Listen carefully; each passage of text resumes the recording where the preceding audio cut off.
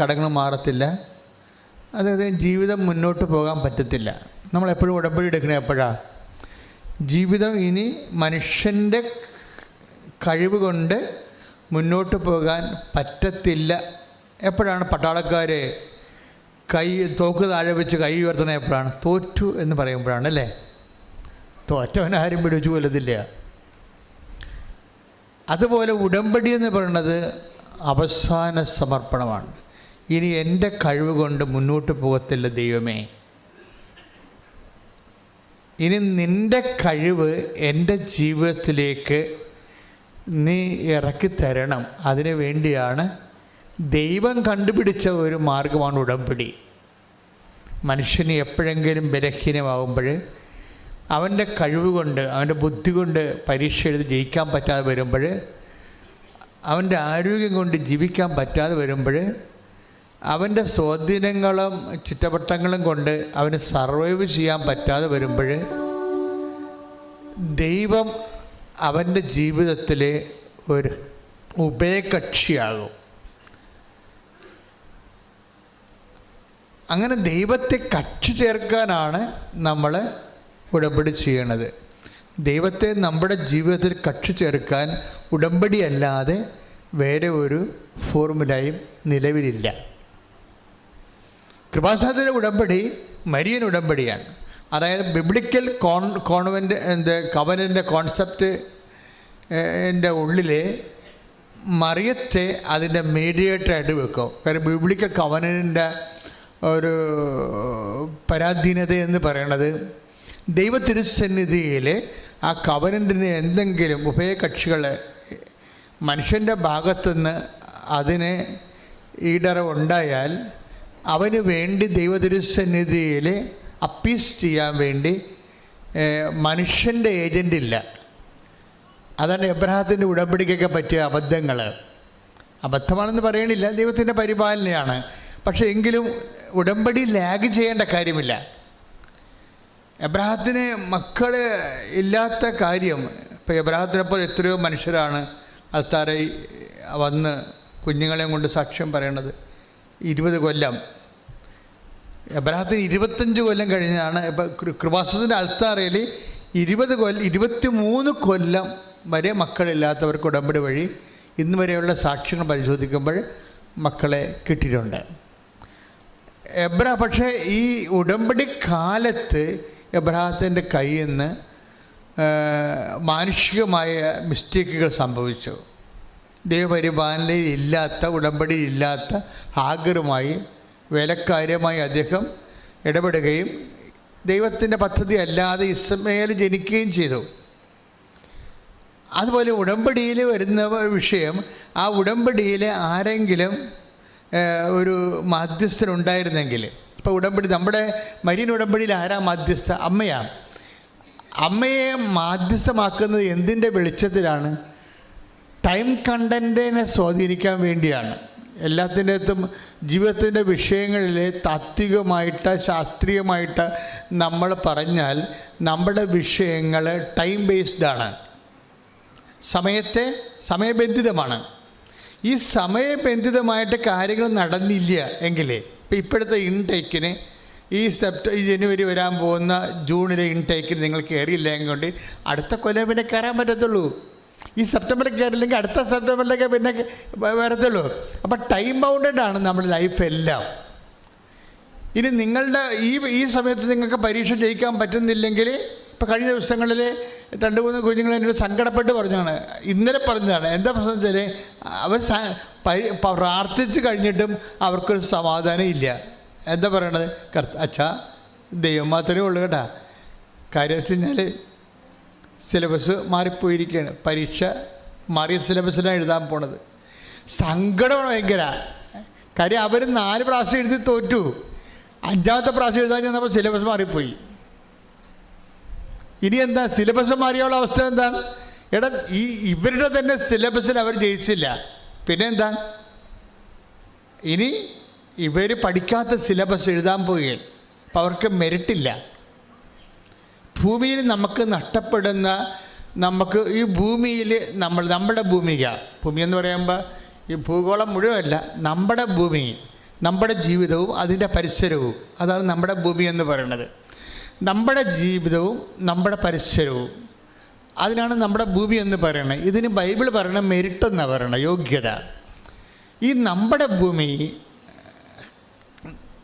അവിടെ നമ്മുടെ ജീവിതം സർവൈവ് ചെയ്യാൻ ആവശ്യമായ യോഗ്യതകളെ ആണ് മെരിറ്റ് എന്ന് പറയുന്നത്, യോഗ്യത. ഈ യോഗ്യത എപ്പോഴും, ഇപ്പം കഴിഞ്ഞ ദിവസം ഇന്നലെ ഒരു സിസ്റ്ററിൻ്റെ സാക്ഷ്യം ഉണ്ടായി. സിസ്റ്ററിൻ്റെ ഭൂമി എപ്പോഴും ഇങ്ങനെ ഇളകിക്കൊണ്ടേയിരിക്കും, ഉരുണ്ടുകൊണ്ടേയിരിക്കും, കുലുങ്ങിക്കൊണ്ടേയിരിക്കും. ഭൂമി കുലുങ്ങിയുള്ള അവസ്ഥ എന്താ? നാം വീണ് പോകും. കെട്ടിടങ്ങളൊക്കെ വീണ് കണ്ടില്ലേ? ഭൂമി കുലുങ്ങുമ്പോൾ കെട്ടിടങ്ങൾ, മരങ്ങളൊക്കെ വീഴും, കെട്ടിടങ്ങൾ വീഴും, ചിലത് നേരെ താഴേക്ക് പോകും ഭൂമി. അപ്പം ഈ ഭൂമിക്കുള്ള കുഴപ്പം ഇതിങ്ങനെ കുലുങ്ങിക്കൊണ്ടിരിക്കും. ഞാൻ ഭൂമിയെ കുലുക്കും, അങ്ങനെ വചനമുണ്ട്. Take the word of God. ശ്രദ്ധിക്കട്ടെ. ഹഗ്ഗായി 2:6-7 തിരുവചനങ്ങൾ. ഹഗ്ഗായി പ്രവാചകന്റെ പുസ്തകം 2-ാം അധ്യായം 6-ാം വാക്യം. സൈന്യങ്ങളുടെ കർത്താവ് അരുൾ ചെയ്യുന്നു, അല്പസമയത്തിനുള്ളിൽ വീണ്ടും ഞാൻ ആകാശവും ഭൂമിയും കടലും കരയും ഇളക്കും. ഞാൻ എല്ലാ ജനതകളെയും കുലുക്കും. അങ്ങനെ എല്ലാ ജനതകളുടെയും അമൂല്യനിധികൾ ഇങ്ങോട്ട് വരും. ഈ ആലയം ഞാൻ മഹത്വപൂർണമാക്കും. സൈന്യങ്ങളുടെ കർത്താവ് അരുൾ ചെയ്യും. ഭൂമി കുലുങ്ങുക രണ്ട് തരത്തിലാണ്. ഒന്ന് ദൈവം കുലുക്കും, പിന്നെ നമ്മൾ തന്നെ കൈയിരിപ്പ് കൊണ്ട് കുലുക്കും. നമ്മുടെ കൈയിരിപ്പ് കൊണ്ട് തന്നെ കുലുങ്ങും. നമ്മൾ പഠിക്കണ കാലത്ത് നമ്മൾ ഉഴപ്പുകയാണെങ്കിൽ തീർച്ചയായിട്ടും പരീക്ഷ കുളമാകും, അല്ലേ? വെള്ളം അടിച്ച് നോൻപിന് പോലും വെള്ളം അടിക്കുന്ന പാർട്ടിയുണ്ട്. അപ്പോൾ കുറച്ച് കഴിയുമ്പോൾ കുടലും പോവും, കരലും പോവും. നമ്മൾ തന്നെ കുലുക്കും. ഇനി ദൈവം നമ്മളെ വിശ്വാസത്തിലേക്ക് വരാൻ വേണ്ടി, ദൈവത്തിൻ്റെ അവകാശമാക്കാൻ വേണ്ടി, ഭൂമി എന്നുള്ള വലിയ അവകാശത്തെ കെട്ടിപ്പിടിച്ച് കിടക്കുന്ന ഒരു മനുഷ്യനും ഒരിക്കലും ദൈവത്തെ കണ്ടെത്തത്തില്ല. അവൻ്റെ കഴിവ്, അവൻ്റെ ആരോഗ്യം, അവൻ്റെ ബുദ്ധി, അവൻ്റെ കോൺഫിഡൻസ്. അർപ്പിത് എന്നും പറഞ്ഞ് ഇന്നലെ ഒരു മോൻ സാക്ഷ്യം പറഞ്ഞു, തോമ്പടിയിൽ നിന്ന്. ആ പറഞ്ഞ് എനിക്ക് ഓവർ കോൺഫിഡൻസാണ്. ജനിച്ച കാലം മുതൽ എൻ്റെ അവസ്ഥ അതാണ്. ജനിച്ച കാലം മുതൽ എനിക്ക് ഓവർ കോൺഫിഡൻസാണ്. കാര്യം നല്ല മാതാപിതാക്കന്മാരിൽ നിന്നും, പിന്നെ കുഞ്ഞുങ്ങളെ ശാസിക്കാതെ വളർത്തിയാലും, കുഞ്ഞുങ്ങളെ ചെയ്യുന്നതെല്ലാം ഗുഡ് എന്ന് പറഞ്ഞ് നമ്മൾ പോസിറ്റീവ് എനർജി കൊടുത്ത് വളർത്തിയാൽ പിള്ളേർക്ക് ഓവർ കോൺഫിഡൻസ് ഉണ്ടാകും. അവർക്ക് എന്തും ചെയ്യാൻ പറ്റും, എല്ലാം അവിടെ കൈപ്പിടിയിലാണെന്നുള്ള ബോധ്യം വരും. അവർ ദൈവത്തിൽ ആശ്രയിക്കത്തില്ല. ദൈവത്തിൽ ആശ്രയിക്കണമെങ്കിൽ ഞങ്ങളെപ്പോലൊക്കെ അടികൊണ്ടും അപ്പനെന്ന് കേട്ടാൽ പേടിച്ചൊക്കെ ജീവിക്കുന്ന ആൾക്കാരാണ്. കുഞ്ഞുനാളിലെ പ്രാർത്ഥിച്ച് ദൈവത്തിൽ ആശ്രയിക്കാതെ ജീവിക്കാൻ പറ്റാത്ത അവസ്ഥ ദൈവം എനിക്ക് ഉണ്ടാക്കി തന്നു. എൻ്റെ ഭൂമി കുഞ്ഞുനാളിൽ ദൈവം ഒത്തിരി പ്രാവശ്യം കുലുക്കിയിട്ടുണ്ട്. അന്നെല്ലാം ഞാൻ പരിശുദ്ധ അമ്മയെ കയറി പിടിക്കും, അല്ലെങ്കിൽ ഈശോനെ കയറി പിടിക്കും. അങ്ങനെ പിടിച്ച് ഇവിടം വരെ എത്തിയത്. എപ്പോഴും നമുക്ക് പിടിക്കാൻ നമുക്ക് ആരുടെ ആവശ്യമില്ല. സ്വത്തുണ്ട്, ആരോഗ്യമുണ്ട്, ധനമുണ്ട്, സ്വാധീനമുണ്ട്, എല്ലാം സെറ്റപ്പ് ഉണ്ടെന്ന് പറഞ്ഞിട്ട് കാര്യം. ഇതെല്ലാം ഒരു ട്രാജഡിയാണ്. നിൻ്റെ സെറ്റപ്പുകളാണ് ദൈവം കുലുക്കണത്. അതാണ് ഞാൻ ആകാശത്തെ കുലുക്കും, ഭൂമിയെ കുലുക്കും. കാര്യം ഈ ഭൂമി വെച്ചല്ലേ ഭൂമിയെ കുലുക്കാൻ പറ്റത്തുള്ളൂ. കുലുക്കില്ല എന്തുണ്ടോ പ്രശ്നം? ഒരു കാലത്ത് നിന്ന് ദൈവത്തെ അറിയാൻ പറ്റുന്നില്ല. അർപ്പിതിൻ്റെ പ്രശ്നം എന്താണ്? അർപ്പിതിങ്ങനെ വളരെ പോസിറ്റീവ് സ്ട്രോക്ക് കിട്ടിപ്പോകുകയാണ്. അപ്പോൾ അർപ്പിതിൻ്റെ ഒരു പ്രാവശ്യം 100 ആപ്ലിക്കേഷൻ വിട്ടൊരു കമ്പനിയിലേക്ക്. അവൻ്റെ ജോലി ആദ്യമേ പോകും. അർപ്പിതിൻ്റെ ജോലി ആദ്യമേ പോകും. 10-22 വയസ്സുള്ളപ്പോൾ തന്നെ ജോലി കിട്ടി. ആ ജോലിക്ക് നല്ല ശമ്പളം ഉണ്ടായിരുന്നു. ഒരു സുപ്രഭാതത്തെ ജോലി പോയി. ഭൂമിയെ കുലുക്കി, അവൻ്റെ ആകാശം കുലുങ്ങി, അവൻ്റെ കടലിളകി. അപ്പോൾ എന്താ സംഭവിച്ചെന്ന് വെച്ച് കഴിഞ്ഞാൽ, അങ്ങനെ കടലിളകുമ്പോൾ, അവൻ്റെ ഭൂമി കുലുങ്ങുമ്പോൾ അവനോട് അവൻ്റെ ഒരു ഫ്രണ്ട് പറയും, ഉടമ്പടി എടുത്താൽ മതിയെന്ന് പറയും. അപ്പോൾ അവൻ പറയും, നോ, എനിക്കുള്ള കോൺസെപ്റ്റ് വ്യത്യാസമുണ്ടെന്ന് പറയും. ഞാൻ ഉടമ്പടി, എൻ്റെ കോൺസെപ്റ്റ് എന്താണ്? നമ്മളിങ്ങനെ ഒരെണ്ണം ഇങ്ങനെ എഴുതി ഇട്ട് ഒരു പെട്ടിക്കൊണ്ട് ഇട്ട് എങ്ങനെയാണ് ദൈവം വർക്ക്? ദൈവം ഒരു പവറല്ലേ? ദൈവം ഒരു പവറാകുമ്പോൾ ഈ പവറിനോട് നമ്മൾ എങ്ങനെയാണ് നമ്മുടെ പേഴ്സണൽ കാര്യങ്ങൾ പറയണത്? അപ്പോൾ ആളുടെ വിശ്വാസമുണ്ട്, കോൺസെപ്റ്റ് വ്യത്യാസമുണ്ട്. ആളിന് വിശ്വാസമുണ്ട്, പക്ഷേ ദൈവത്തെക്കുറിച്ചുള്ള കോൺസെപ്റ്റ്, ദൈവം ഒരു പവറല്ലേ?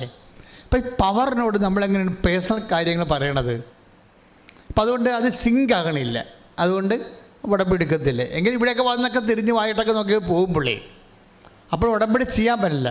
പക്ഷേ എന്താ പ്രശ്നം, ഉടമ്പടി ചെയ്യാൻ പറ്റത്തില്ല.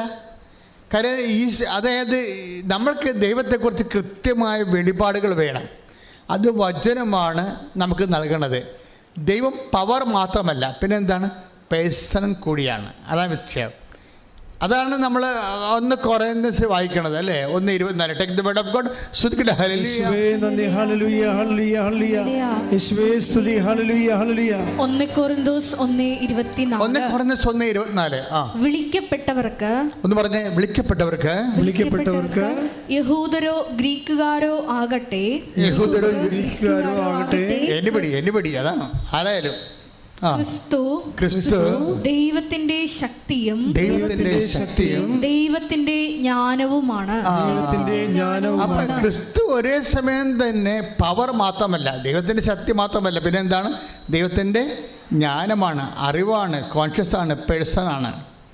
അപ്പോൾ ഒരേ സമയം തന്നെ ക്രിസ്തു നമ്മൾ എങ്ങനെയാണ് ഈ പവറിനോടല്ല ഇൻട്രാക്ട് ചെയ്യണത്, ഒരു ജ്ഞാനം, നമ്മുടെ അവസ്ഥകൾ എല്ലാം അറിയുന്ന ഒരാളിനോടാണ് നമ്മൾ നമ്മുടെ സങ്കടങ്ങൾ പറയണത്. അതാണ് ദൈവത്തിൻ്റെ ജ്ഞാനം, ദൈവത്തിൻ്റെ. അപ്പോൾ ഒരേ സമയം തന്നെ ക്രിസ്തു ഒരു പേഴ്സണുമാണ്, ഒരു വ്യക്തിയുമാണ്, ഒരു ശക്തിയുമാണ്.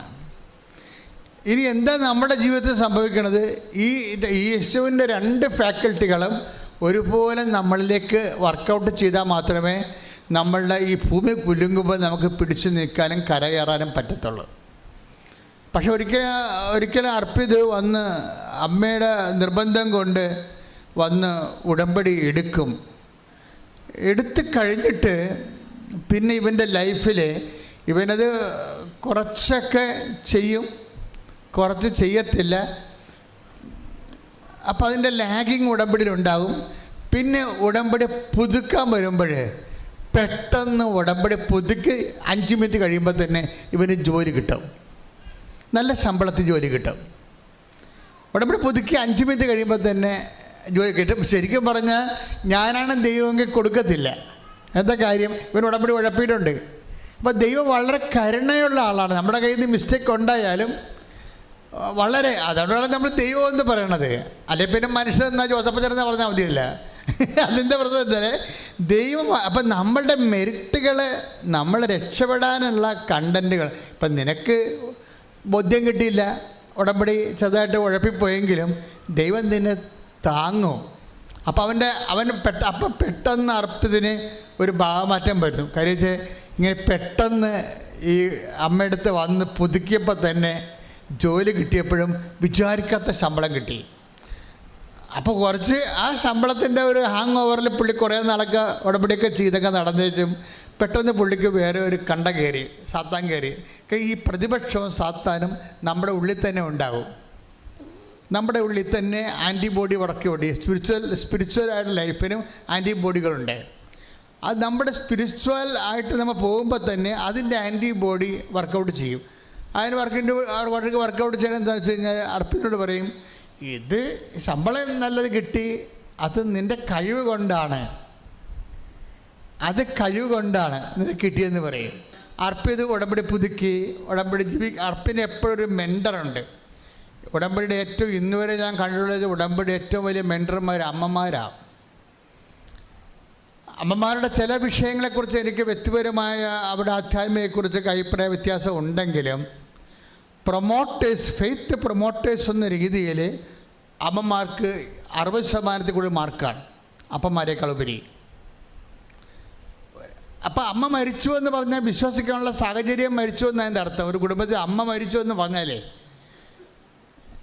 ഇപ്പം അമ്മമാർ ഗൾഫിൽ പോകണം, അമേരിക്കയിൽ പോകണം, കാനഡയിൽ പോകണം എന്നൊക്കെ പറഞ്ഞില്ലേ, അതായത് വിശ്വാസത്തിൽ അവർ ഒരു ഡീപ്പോർട്ട് ചെയ്ത് പോവുകയാണ്. ഇങ്ങനെ നമ്മുടെ അമ്മ നമ്മുടെ കൂടെ ഉണ്ടെന്നുണ്ടെങ്കിൽ എപ്പോഴും നമ്മൾക്ക് ഇങ്ങനെ ഓരോരോ കാര്യങ്ങൾ സംഭവിക്കുമ്പോൾ അമ്മയാണ് നമ്മൾ പറയണത്. അങ്ങനെയല്ല മോനെ, വെയിറ്റ്, അമ്മ പറയുമ്പോൾ നമുക്ക് കുറച്ചുകൂടി ഇഷ്ടപ്പെടും. എന്താ കാര്യം, നമ്മുടെ ആ ജന്മം ഉണ്ടായ കാലം മുതൽ നമ്മൾ കണ്ണ് തുറന്ന് ഇവരാണ് നമ്മുടെ അമ്മയെന്ന് കണ്ട കാലം മുതൽ നമ്മുടെ നന്മയല്ലാതെ ഒന്നും അവർ ഉദ്ദേശിച്ചിട്ടില്ല.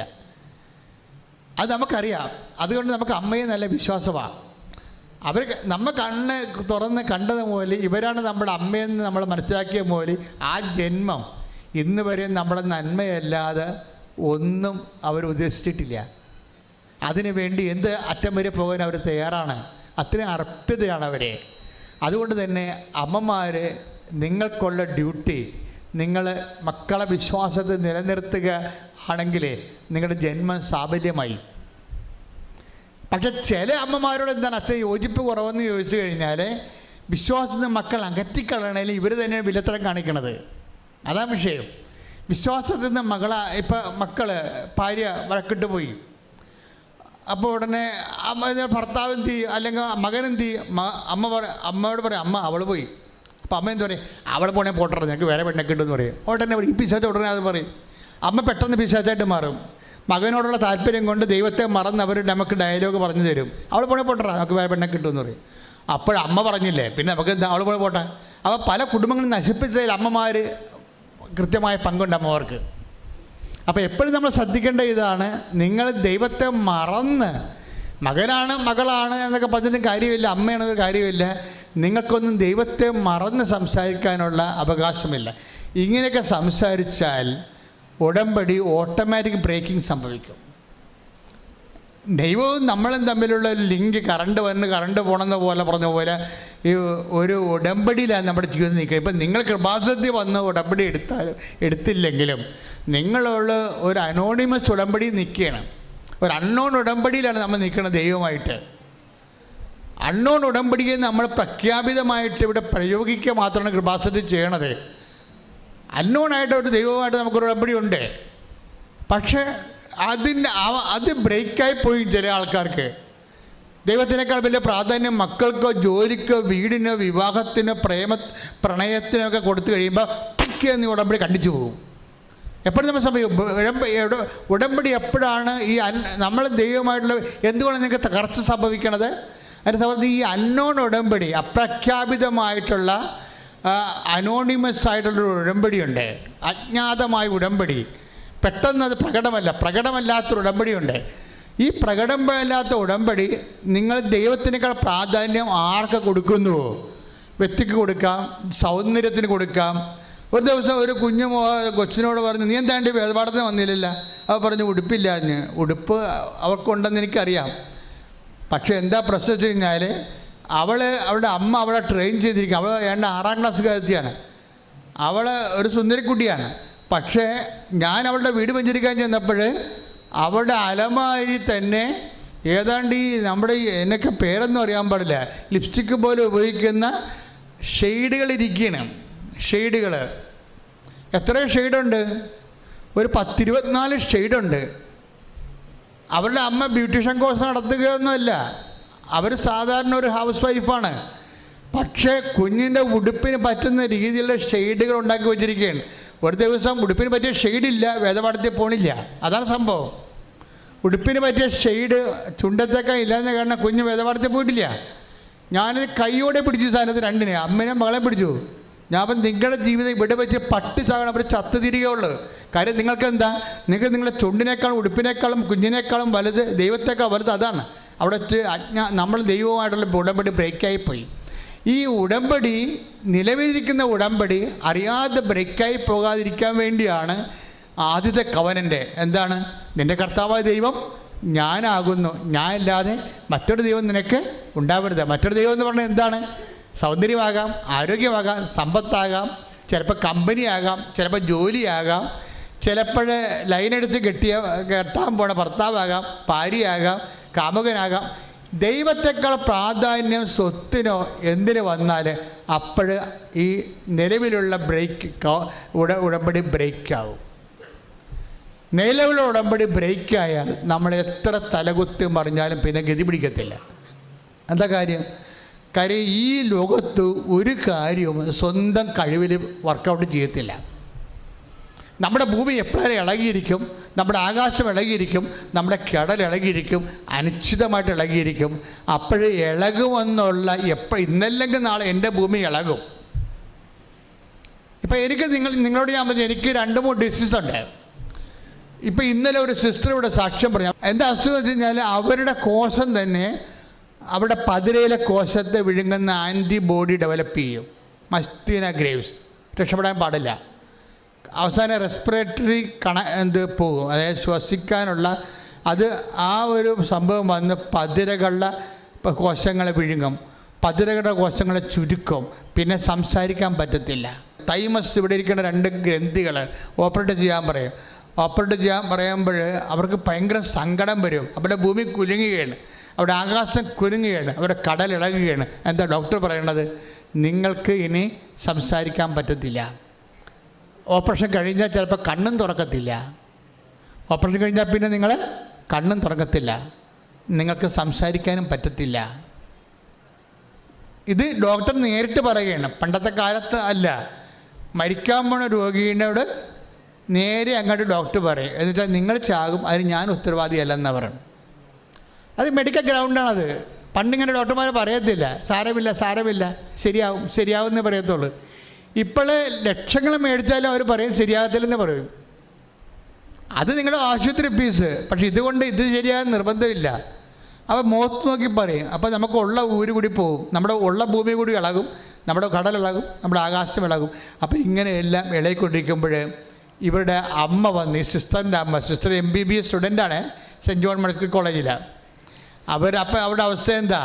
അവർക്കാണ് സെൻറ്റ് ജോൺ മെഡിക്കൽ കോളേജിൽ അൽഫോൻസ മറിയം എന്നുള്ള സിസ്റ്റർ ഇന്നലെ സാക്ഷ്യം പറഞ്ഞതാണ്. അവരുടെ അസുഖം എന്താണ്? ഇപ്പം തൈമസ് ഓപ്പറേറ്റ് ചെയ്ത് കളയാൻ പോവുകയാണ്. അവർക്ക് തൈമസ് ഓപ്പറേറ്റ് ചെയ്ത് കളയണതിന് ഒപ്പം തിയേറ്ററിൽ വെച്ച് പറയും സംസാരിക്കാൻ പറ്റത്തില്ല, ഇനി ചിലപ്പോൾ അത് കണ്ണും തുറക്കത്തില്ല, പക്ഷെ നമുക്കിതെല്ലാം വേറെ ഓപ്ഷൻ ഇല്ലെന്ന് പറയും. വേറെ ഓപ്ഷൻ ഇല്ല. അപ്പോൾ അവരുടെ അമ്മ പറയും. അമ്മ എന്താ പറയണത്? നമ്മൾ ഉടമ്പടി എടുത്തിട്ടുണ്ട് മകളെ എന്ന് പറയും. ഈ മെഡിക്കൽ സ്റ്റുഡൻറ്റിനോട് അവരെന്താ പറയണത്? അമ്മ എന്താ പറയണത്? നമ്മൾ ഉടമ്പടി എടുത്തിട്ടുണ്ട്, നിൻ്റെ ഊരും എൻ്റെ ആയുസ്സും ഞാൻ ഏൽപ്പിക്കേണ്ട സ്ഥലത്ത് കൃത്യം ഏൽപ്പിച്ചിട്ടുണ്ട്, എൻ്റെ മകൾ പോകുമെന്ന് പറയും. അതാണ് അമ്മയെന്ന് പറയണത്. അതായത് നമ്മുടെ ഒരു ജീവിതമാണ് ഈ സംഭവം. ഈ ജീവിതത്തിൽ ചില സമയത്ത് പെട്ടെന്ന്, അപ്പോൾ ആ സിസ്റ്റർ പറയുന്ന ഒരു വാക്കുണ്ട്, ഞാൻ രോഗിയായത് കാരണം എനിക്ക് എല്ലാവരുടെയും രോഗങ്ങളെ മനസ്സിലാക്കാൻ കഴിയും. ഇതാണല്ല പ്രശ്നം. മനുഷ്യൻ കൂടുതൽ സ്വാർത്ഥനായി പോകുന്നതിൻ്റെ കാരണം മറ്റു മനുഷ്യരെ മനസ്സിലാക്കാൻ കഴിയാത്തത് കൊണ്ടാണ്.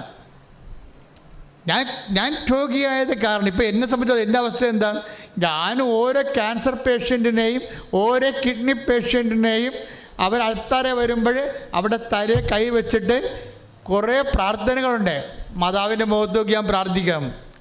പക്ഷേ അവരോടൊക്കെ ഞാൻ കാണിക്കുന്ന കാരുണ്യം എന്താണ്? ഞാൻ ബേസിക്കായിട്ട് പേഷ്യൻ്റ് ആയതുകൊണ്ടാണ്.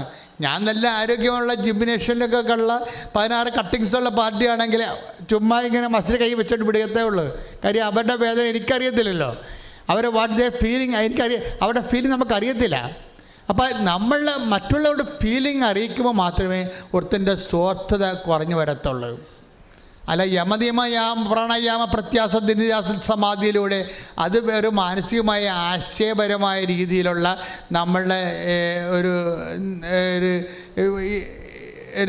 എന്താണ് ജഗമിഥ്യ എന്ന് കാണിക്കുന്ന ആശയപരമായ ഒരു ജ്ഞാനമാർഗമാണത്. പക്ഷേ അനുഭവപരമായിട്ട് പ്രായോഗിക മാർഗമെന്ന് പറഞ്ഞാൽ എന്താ? നമുക്ക് തന്നെ ഈ അസുഖം വന്നു കഴിയുമ്പോൾ നമുക്ക് മറ്റുള്ളവരെ മനസ്സിലാകും. അത് പുരോഹിത, നീ തന്നെ ശ്രദ്ധിക്കട്ടെ. ഹല്ലേലൂയ ഹല്ലേലൂയ ഹല്ലേലൂയ ഹല്ലേലൂയ യേശുവേ നന്ദി. ഹല്ലേലൂയ ഹല്ലേലൂയ ഹല്ലേലൂയ യേശുവേ സ്തുതി. Hallelujah hallelujah hallelujah hallelujah hallelujah hallelujah യേശുവേ നന്ദി.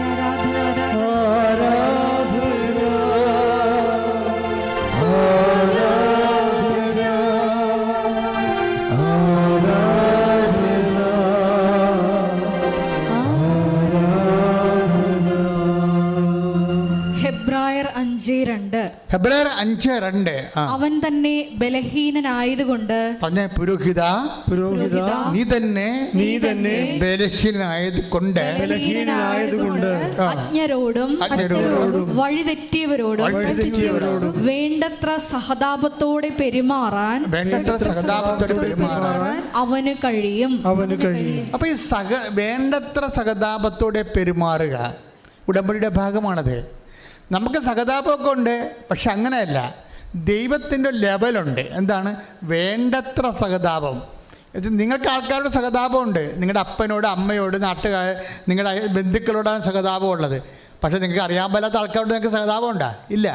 നിങ്ങൾ എന്തെങ്കിലും സംഭവിച്ചാൽ പറയും എല്ലാവർക്കും എല്ലാവരും തകർച്ച കേൾക്കാൻ ഭയങ്കര സന്തോഷമാണ്. എന്താണ്, അവന് അങ്ങനെ തന്നെ വേണം, അവന് ഇത്തിരി ഇടിപ്പ് കൂടുതലാണ്, അവൾക്ക് അങ്ങനെ തന്നെ വേണം. അതാണ് നമ്മുടെ മൈൻഡ് ഇരിക്കണത്.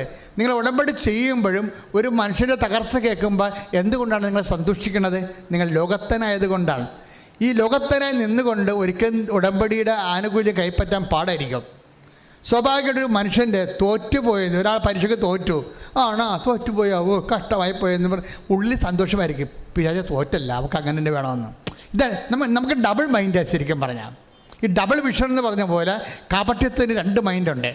ഒരു മനുഷ്യൻ തോറ്റു, അവൻ്റെ കാലൊടിഞ്ഞു, അവൻ ചില മലയാളികൾ അമേരിക്കയിൽ വണ്ടി ഇടിച്ച് മരിച്ചു. അവിടെ നമ്മൾ പത്രം വായിക്കും, മലയാളി കാനഡയിൽ വണ്ടി ഇടിച്ച് മരിച്ചു, അവൾക്ക് അങ്ങനെ തന്നെ വേണം, നാട്ടിൽ നിൽക്കാൻ പറ്റാഞ്ഞിട്ടല്ലേ കെട്ടിയെടുത്ത് അങ്ങോട്ട് പോയിരിക്കണം. ഇതാണ് മനസ്സിരിപ്പ്. ഇതാണ്. അപ്പോൾ ഈ നിലവിലിരിക്കുന്ന ഉടമ്പടി ബ്രേക്കാണ്. കാര്യം ഈ ആൾ ഉടമ്പടി എടുക്കാൻ യോഗ്യനല്ല. ഇവർ കേട്ടാൽ ഇവർക്കൊരു ബന്ധവുമില്ല. കാനഡയിൽ മലയാളി വണ്ടി ഇടിച്ച് മരിച്ചു, അവൾക്ക് അങ്ങനെ തന്നെ വേണം, പെരുപ്പ് വന്നിട്ടല്ല അങ്ങോട്ട് ചാടിപ്പോയിരിക്കണം, വല്ല കാര്യമുണ്ടായ ഇന്നിട്ട് നാട്ടിൽ നിൽക്കാൻ പാടില്ല ഞാൻ. അപ്പോൾ ആൾ കളിക്കാൻ വേണ്ടി വലിയ വീട് വെക്കാൻ വേണ്ടി പോയിരിക്കുക. അപ്പോൾ ഇങ്ങനെ പുച്ഛം തോന്നും. ഉടനെ ജഡിക മനുഷ്യനെ പുച്ഛം തോന്നും. അതാണ് വേണ്ടത്ര. Take the word of God. എടുത്തേ വചനം എടുത്തേ. എബ്രായർ 5:2. അവൻ തന്നെ ബലഹീനനായതുകൊണ്ട്, പറഞ്ഞേ, അവൻ തന്നെ ബലഹീനായതുകൊണ്ട് അജ്ഞരോടും വഴിതെറ്റിയവരോടും വേണ്ടത്ര സഹതാപത്തോടെ പെരുമാറാൻ അവന് കഴിയും. ഒന്നുകൂടി പറഞ്ഞ, ഒന്ന് വായിച്ച മോളെ. അവൻ തന്നെ ഒന്ന് പറഞ്ഞ, അവൻ തന്നെ ബലഹീനനായതുകൊണ്ട് അജ്ഞരോടും വഴിതെറ്റിയവരോടും വേണ്ടത്ര സഹതാപത്തോടെ പെരുമാറാൻ അവന് കഴിയും. ഇപ്പൊ ദൈവം മനുഷ്യരെ കാണുന്ന 2 ആത്മബന്ധത്തിന് 2 ഡയമെൻഷനാണ്. ദൈവം ഒന്ന് പറയും ജ്ഞാനമുള്ളവരെന്ന് പറയും, പിന്നെ എന്താണ്, അജ്ഞരുണ്ട്, അറിയാൻ പാടില്ലാത്തവർ. ഈ അറിയാൻ പാടില്ലാത്ത വർഗത്തോട് കാണിക്കുന്ന സഹതാപമാണ് ദൈവിക സഹതാപം. അതാണ് വേണ്ടത്ര സഹതാപം എന്ന് പറയുന്നത്. കർത്താവിൻ്റെ നെഞ്ചിൽ കുത്തിയപ്പോഴേ, പിതാവേ അവരോട് ക്ഷമിക്കണമേ. എന്താ കാരണം? അവർ ചെയ്യുന്ന എന്താണെന്ന് അവർക്ക് അറിയില്ല. അത് അജ്ഞരെന്ന് പറയുന്നതാണ്. കർത്താവ് അതായത് ഈ അജ്ഞര് ഭയങ്കര സീരിയസ് ആയിട്ടുള്ള വിഷയമാണ്. നിങ്ങൾക്ക് ആത്മബന്ധമുള്ളവരുണ്ട്, അയൽവാസികളുണ്ട്, അവരോടൊക്കെ നിങ്ങൾ ഓക്കെയാണ്. ആത്മബന്ധമുള്ളവരുണ്ട്, അയൽവാസികളുണ്ട്. പക്ഷേ ദൈവം നിങ്ങൾക്ക് സഹതാപം ഉണ്ടെന്നേ പറയത്തുള്ളൂ, പക്ഷേ വേണ്ടത്ര സഹതാപം ഉണ്ടെന്ന് പറയത്തില്ല. വേണ്ടത്ര സഹതാപം ഉണ്ടെന്ന് പറയണമെങ്കിൽ അജ്ഞരോടുകൂടി നിങ്ങൾക്ക് അതേ സഹതാപം, ആത്മബന്ധമുള്ള ആൾക്കാരോടുള്ള സഹതാപം അജ്ഞനോടുണ്ടാകണം. എന്നുവെച്ചാൽ നിങ്ങളെ അറിയാൻ പാടില്ലാത്തവർ, നിങ്ങൾക്കറിയാൻ പാടില്ലാത്തവർ, പിന്നീട് അവർ അന്യരാണ്. നിങ്ങളെ അറിയാൻ പാടില്ലാത്തവർ, പിന്നെന്താണ്, നിങ്ങൾക്ക് അറിയാൻ പാടില്ലാത്തവർ. അവർക്ക് ബൈബിൾ എന്താ പറയണത്? അജ്ഞര്. അജ്ഞരാരാണ്? അന്യരാണ്. അപ്പം അജ്ഞരെന്ന് പറയുന്ന അന്യരോട് വേണ്ടത്ര സഹതാപം തോന്നാൻ എന്ന് കഴിഞ്ഞാൽ നിങ്ങൾ ക്രിസ്തുവിൻ്റെ മനസ്സ് ഉടനെ സ്വീകരിക്കും. ക്രിസ്തുവിൻ്റെ മനസ്സ് സ്വീകരിക്കുകയാണെങ്കിൽ ബൈബിളിൻ്റെ പ്രധാനപ്പെട്ട ഉടമ്പടി ലക്ഷ്യങ്ങളൊന്നാണ് നിങ്ങൾക്ക് യേശുക്രിസ്തുവിൻ്റെ മനസ്സുണ്ടാകണമെന്ന്. ഫിലിപ്പിയർ 2:6 എടുത്ത് ശ്രുതിക്കട്ടെ. Hallelujah hallelujah hallelujah hallelujah. യേശുവേ നന്ദി. Hallelujah hallelujah hallelujah. യേശുവേ സ്തുതി, ആരാധന ആരാധന ആരാധന. Hallelujah hallelujah hallelujah. ഫിലിപ്പി 2:5. യേശുക്രിസ്തുവിനുണ്ടായിരുന്ന ഈ മനോഭാവം നിങ്ങളിലും ഉണ്ടാകട്ടെ. ദൈവത്തിൻ്റെ രൂപത്തിലായിരുന്നെങ്കിലും അവൻ ദൈവവുമായുള്ള സമാനത നിലനിർത്തേണ്ട ഒരു കാര്യമായി പരിഗണിച്ചില്ല. നിങ്ങൾ എന്ത് രൂപത്തിലായാലും ആ രൂപത്തിൽ തന്നെ കടിച്ചു തൂങ്ങി കിടക്കരുതെന്ന് പറയണത് മനസ്സിലായില്ലേ? ഇതാ ക്രിസ്തുവിൻ്റെ മനോഭാവം. നിങ്ങൾ എന്ത് രൂപം, ഇപ്പം നിങ്ങൾ MSc B.Ed ആണ്, നിങ്ങളുടെ രൂപത്തിലാണ്. ഈ രൂപത്തിൽ ഞാൻ MSc B.Ed ആണെന്ന് പറഞ്ഞ് തലയിൽ കയറി വയ്ക്കുകയാണ്. മനസ്സിലായോ? നിങ്ങൾ IAS ആണ്, അല്ലെങ്കിൽ നീ IAM ആണ്, നിങ്ങളൊരു രൂപത്തിലാണ്. ഈ രൂപത്തിനോടുള്ള കടിച്ചു തൂക്കി കിടക്കുന്നതാണ് ശരിക്കും പറഞ്ഞ അറ്റാച്ച്മെൻ്റ് എന്ന് പറയണത്. അതാണ് ഫിലിപ്പി 2:5. ഫിലിപ്പ് 2:5. യേശുക്രിസ്തുവിനുണ്ടായിരുന്ന ഈ മനോഭാവം യേശുക്രിസ്തുവിനുണ്ടായിരുന്ന ഈ മനോഭാവം നിങ്ങളിലും ഉണ്ടാകട്ടെ. അപ്പൊ നമ്മളിൽ ഉണ്ടാകേണ്ട മനോഭാവം എന്താണ്? യേശുക്രിസ്തുവിന്റെ മനോഭാവമാണ്. യേശുക്രിസ്തുവിന്റെ മനോഭാവം എന്താണ്? പറ. ദൈവത്തിന്റെ രൂപത്തിലായിരുന്നെങ്കിലും ദൈവത്തിന്റെ രൂപത്തിൽ ആയിരുന്നെങ്കിലും അവൻ ദൈവവുമായുള്ള സമാനത നിലനിർത്തേണ്ട ഒരു കാര്യമായി പരിഗണിച്ചില്ല. സ്റ്റാറ്റസ് കീപ്പ് ചെയ്യേണ്ട ഒരു കാര്യമായി പരിഗണിച്ചില്ല. ഇവിടുത്തെ പ്രോബ്ലം അതാണല്ല. സ്റ്റാറ്റസ് കീപ്പിംഗ് നിസ്സാര കാര്യമല്ല. ഞാൻ വലിയ ഒരു പ്രമാണിയാണ്, അല്ലെങ്കിൽ ഞാൻ ബ്രാഹ്മണരുടെ സ്റ്റാറ്റസുള്ള ആളാണ് എന്ന് പറഞ്ഞാൽ പിന്നെ ഇവിടുത്തെ ജാതി സിസ്റ്റം അനുസരിച്ച് ഈ സ്റ്റാറ്റസിലേക്ക് നമ്മൾ ആരെയും ക്ഷണിക്കത്തില്ല, തട്ടിക്കളയും. അതുകൊണ്ട് ഒരു മനുഷ്യ നിസ്സാരമല്ലേ സ്റ്റാറ്റസ് പോയത്. അപ്പോൾ നമ്മുടെ മനസ്സിലൊക്കെ ഇന്നും വ്യക്തികളുടെ സ്റ്റാറ്റസ് എന്ന് പറയുന്ന സുവിശേഷ വിരുദ്ധമായ, ദൈവിക വിരുദ്ധമായ ഒരു ജാതി സവർണ ചിന്ത ഉള്ളിലുണ്ട്. ഇത് നിസ്സാര കാര്യമല്ല. യേശുക്രിസ്തുവിൻ്റെ മനോഭാവത്തിനെതിരാണ്.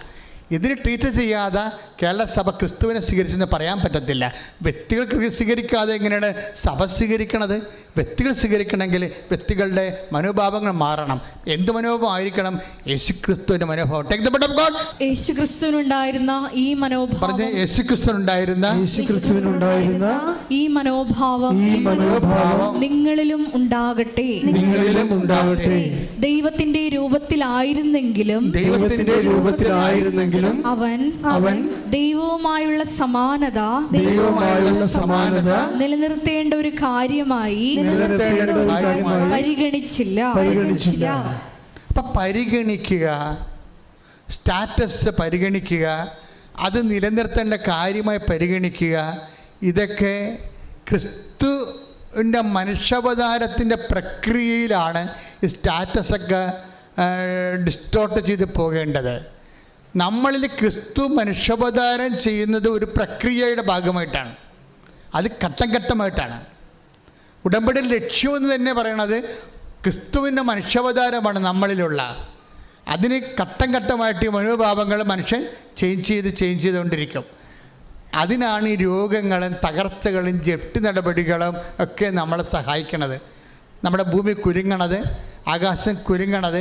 അപ്പം നിങ്ങൾ ഓർക്കും ഈ കാലം കടന്നു പോകുന്നൊക്കെ നമുക്ക് പറഞ്ഞ് ഭാവാത്മകമായിട്ട് പറയാമെങ്കിലും കാലം കടന്നു പോകണമെന്നുണ്ടെങ്കിൽ നമ്മൾ തന്നെ കടന്നു പോകണം. ഈ ജീവിതം ഒരു ശരിക്കും പറഞ്ഞാൽ എപ്പോഴും നമ്മൾ ഈ ഉടമ്പടി കാലം കഴിയുമ്പോൾ നിങ്ങൾ നിങ്ങളുടെ കാര്യം നടന്നു, നിങ്ങൾ സാക്ഷ്യം പറഞ്ഞെന്ന് പറഞ്ഞാൽ ദൈവത്തിന് അതുകൊണ്ടൊരു പ്രയോജനമില്ല, നിങ്ങൾക്കാണ് പ്രയോജനം. എന്താ കാര്യം? ഇപ്പം തന്നെ അർപ്പിതം എന്ന് പറഞ്ഞാൽ ചെറുപ്പക്കാരനെ കുറിച്ച് പറഞ്ഞില്ലേ. അർപ്പിതം എന്താ പ്രശ്നം? അർപ്പിത യുദ്ധമാണ് എപ്പോഴും ദൈവത്തോട്. അർപ്പിതനോട് പറയും ഇതൊക്കെ എൻ്റെ അവരെ കിട്ടിക്കഴിയുമ്പോൾ, രക്ഷപ്പെട്ട് കഴിയുമ്പോൾ ആ പാലം കയറുമ്പോഴും നാരായണ എന്ന് പറയും, പാലം കയറി കഴിയുമ്പോൾ കൂരായണ എന്ന് പറയും. എന്താണ്? ഇതൊക്കെ എൻ്റെ കഴിവ് കൊണ്ടാണെന്ന് പറയും. എൻ്റെ കഴിവ് കൊണ്ടാണെന്ന് ആ ജോലി ചെയ്തുകൊണ്ടിരിക്കുന്ന സമയത്ത് തന്നെ അവൻ പറയും, എടാ പള്ളിപ്പോടാ എന്ന് അമ്മ വിളിക്കും. അമ്മ പറയും എനിക്ക് വർക്കൗട്ട് ഉണ്ടെന്ന് പറയും. വർക്കൗട്ട് എന്ന് ജിംനേഷ്യത്തിൽ പോകുന്നുണ്ട്, അതിനാ വർക്കൗട്ട് എന്ന് പറയണത്. അപ്പോൾ അവൻ പള്ളിയിൽ പോകാതെ വർക്കൗട്ടിന് പോകും. വർക്കൗട്ടിന് പോയി ജിംനേഷ്യത്തിലോട്ട് കാലെടുത്ത് വെക്കുമ്പോൾ അവൻ്റെ മൊബൈലിൽ ഒരു മെസ്സേജ് വരും. എന്താ കാര്യം? You are admitted. എന്താണ്? നീ ആഗ്രഹിച്ച ജർമ്മൻ യൂണിവേഴ്സിറ്റിയിൽ നിനക്ക് അഡ്മിഷൻ ചെയ്തിരിക്കണമെന്ന് പറഞ്ഞൊരു മെസ്സേജ്. ഇവന് കരച്ചിൽ വരാമെന്ന് അറിയാൻ പറ്റില്ല. അവിടെ നിന്ന് ഓടും. അവൻ ജിംനേഷ്യത്തിൽ നിന്ന് ഓടി കർത്താവിൻ്റെ ആലയത്തിൻ്റെ വാതിക്കെ വന്ന് കണ്ണീരോടെ വലിയവായി കരയും. കർത്താവേ, ഞാൻ നിന്നെ ഉപേക്ഷിച്ചിട്ടും നീ എന്നെ ഉപേക്ഷിച്ചില്ലല്ലോ. ഞാൻ ആനുകൂല്യം അനുഗ്രഹം കൈപ്പറ്റിക്കൊണ്ട് ആ സമയത്ത് അന്നടങ്ങുന്ന അപ്പനെപ്പോലെ ഞാൻ നിന്നോട് അടുക്കും. പിന്നെ ഞാൻ എൻ്റെ കഴിവ് കൊണ്ടാണ് കിട്ടിയതെന്ന് പറഞ്ഞുകൊണ്ട് ബുദ്ധിമുട്ടോടെ ഞാൻ നിന്നോട് അകലും. എന്നിട്ടും ഞാനിങ്ങനെ പല പ്രാവശ്യം നിന്നെ പരീക്ഷിച്ച് നിന്നിൽ നിന്ന് പിരിഞ്ഞു പോയിട്ടും അകന്നു പോയിട്ടും കർത്താവെ അകന്നു പോകാതെ ഹൗണ്ട് ഓഫ് ഹെവൻ, സ്വർഗത്തിലെ വെട്ടപ്പെട്ടി പോലെ ശ്രുതികട ഹല്ലേലൂയ തന്ന ഉദ്യോഗം ഒടുവിൽ എൻ്റെ അക്കൗണ്ടിലേക്ക് ഞാൻ മാറ്റി. ഞാൻ അപ്പോഴും നിന്നെ തള്ളിപ്പറഞ്ഞു. ഞാൻ നിന്നെ തള്ളിപ്പറഞ്ഞിട്ടും, ഞാൻ നിന്നെ ഒഴിവാക്കിയിട്ടും, ഞാൻ എൻ്റെ വഴിക്ക് പോയിട്ടും നീ എന്നെ ഉപേക്ഷിക്കാതെ നീ എൻ്റെ പിന്നാലെ വന്ന്. കാര്യം പിന്നാലെ വന്ന് പറയാൻ കാര്യം, ഈ ജർമ്മൻ യൂണിവേഴ്സിറ്റിയിലെ അവനെ അഡ്മിഷൻ കിട്ടാനുള്ള ഒരു സാധ്യതയുമില്ലെന്ന് ഈ ലോകത്ത് ഏറ്റവും കൂടുതൽ അറിയാവുന്നത് ദൈവത്തിനും അവനെയുമാണ്. അപ്പോൾ അവന് ഒരു മെറിറ്റുമില്ലാത്ത ഒരു കോളേജിലെ ദൈവത്തിൻ്റെ മെറിറ്റിൽ അവനെ റീസ്റ്റേറ്റ് ചെയ്യണം. അതുകൊണ്ടാണ് അവൻ കരഞ്ഞു പോണത്. കർത്താവെ, അങ്ങ് ഇത് ചെയ്യാൻ ഞാൻ ഒരിക്കലും യോഗ്യനല്ല. അനുതാപത്തോടു കൂടി അവൻ കർത്താവിലേക്ക് തിരിച്ചു വരും. എന്നിട്ട് അർപ്പിത് പറയുന്ന കുറേ കാര്യങ്ങളുണ്ട്. അർപ്പിത് കൃപാസനത്തെക്കുറിച്ച് പറയുന്നുണ്ട്, ഉടമ്പടിയെക്കുറിച്ച് പറയുന്നുണ്ട്. അവസാന അനുഭവങ്ങളുടെ അവൻ പറയും കൃപാസനം എന്ന് പറയണത് ദൈവത്തെ നഷ്ടപ്പെട്ടാൽ കണ്ടെത്താൻ പറ്റിയൊരു സ്ഥലമാണെന്ന്. ശ്രദ്ധിക്കട്ടെ. ഹല്ലേലൂയ. ചുറ്റുപരമ ദിവ്യകാരുണ്യത്തിന് ഈ നൂറ്റാണ്ടിലെ യൂത്തിൻ്റെ ഏറ്റവും നല്ല സാക്ഷ്യങ്ങളൊന്നാണ്. അങ്ങനെ തന്നെയാണ് തമ്പിട്ടിരിക്കുന്നത്. നിങ്ങളൊന്ന് അർത്ഥത്തിൻ്റെ സാക്ഷ്യം കേൾക്കണേ. കാര്യം ഒരു മനുഷ്യൻ്റെ ഫ്ലക്ച്വേഷൻസ് വളരെ കൃത്യമായിട്ട് ഡെപ്യൂട്ട് ചെയ്യുന്നൊരു സാക്ഷ്യമാണത്.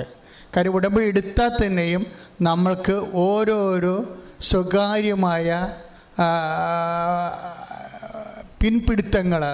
പിൻവലിക്കലുകൾ ഉണ്ടായിക്കൊണ്ടിരിക്കും. അതിനെ കവർ ചെയ്തുകൊണ്ട് ഈ മനുഷ്യൻ എങ്ങനെയാണ് ഒരു വേട്ടപ്പട്ടിയെപ്പോലെ ദൈവം പിടിക്കണത്. കാര്യം നമ്മൾ ദൈവം ഉപേക്ഷിച്ചാലും, നമ്മൾ ദൈവത്തെ ഉപേക്ഷിച്ചാലും ദൈവം നമ്മളെ ഇങ്ങനെ ഒരു വേട്ടപ്പട്ടിയെപ്പോലെ പിടിക്കും. അതുകൊണ്ടാണ് ഹൗണ്ട് ഓഫ് ഹെവനിൽ നമ്മൾ വായിക്കുന്നത്. അങ്ങനെ ഒരു പഴയ ഇംഗ്ലീഷ് പോയമാണ്. ഞാൻ കടലിലായിരിക്കുമ്പോൾ, ഞാൻ കടലിൽ പോയി ഒളിച്ചിരിക്കാൻ നോക്കി നിന്നിൽ നിന്ന്. പക്ഷെ ഞാൻ കടലിൻ്റെ തിരകളിൽ ഒളിച്ചിരിക്കുമ്പോൾ ഞാൻ എൻ്റെ കണ്ണുകൊണ്ട് തിരകൾക്കുള്ളിലൂടെ നോക്കുമ്പോൾ ദാണ്ട് നീ ഒരു പട്ടിയെപ്പോലെ നീന്തി എൻ്റെ അടുത്തേക്ക് വരുന്നു. ഞാൻ എവിടെ പോയി ഒളിക്കുമെന്ന്. ദൈവത്തിൻ്റെ സ്നേഹത്തിൽ നിന്ന് ഓടി ഒളിക്കാൻ ഇടമില്ലാത്ത ഒരു ലോകത്ത് തന്നെയാണ്.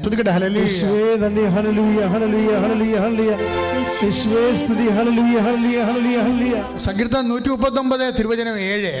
അങ്ങയിൽ നിന്ന് ഞാൻ എവിടെ പോകും? പറഞ്ഞ അങ്ങയിൽ നിന്ന് ഞാൻ എവിടെ പോകും? അങ്ങയുടെ സന്നിധി വിട്ട് ഞാൻ എവിടെ ഓടി ഒളിക്കും? ആകാശത്തിൽ കയറിയാൽ അങ്ങ് അവിടെയുണ്ട്. ഞാൻ പാതാളത്തിൽ കിടക്ക വിരിച്ചാൽ അങ്ങ് അവിടെയുണ്ട്. ഞാൻ പ്രഭാതത്തിന്റെ ചിറക് ധരിച്ച് സമുദ്രത്തിന്റെ അതിർത്തിയിൽ ചെന്ന് അവിടെയും അങ്ങയുടെ കരം എന്നെ നയിക്കും. അങ്ങയുടെ വലതു കൈ എന്നെ പിടിച്ചു നടത്തും. ഒരു മനോഹരമായി ഇത് അനാദികാലം മുതൽ ദൈവവും മനുഷ്യനും കണ്ടുമുട്ടിയ കാലം മുതലേ മനുഷ്യൻ അനുഭവിക്കുന്ന വല്ലാത്ത വാരിപ്പുണർച്ചയാണ്.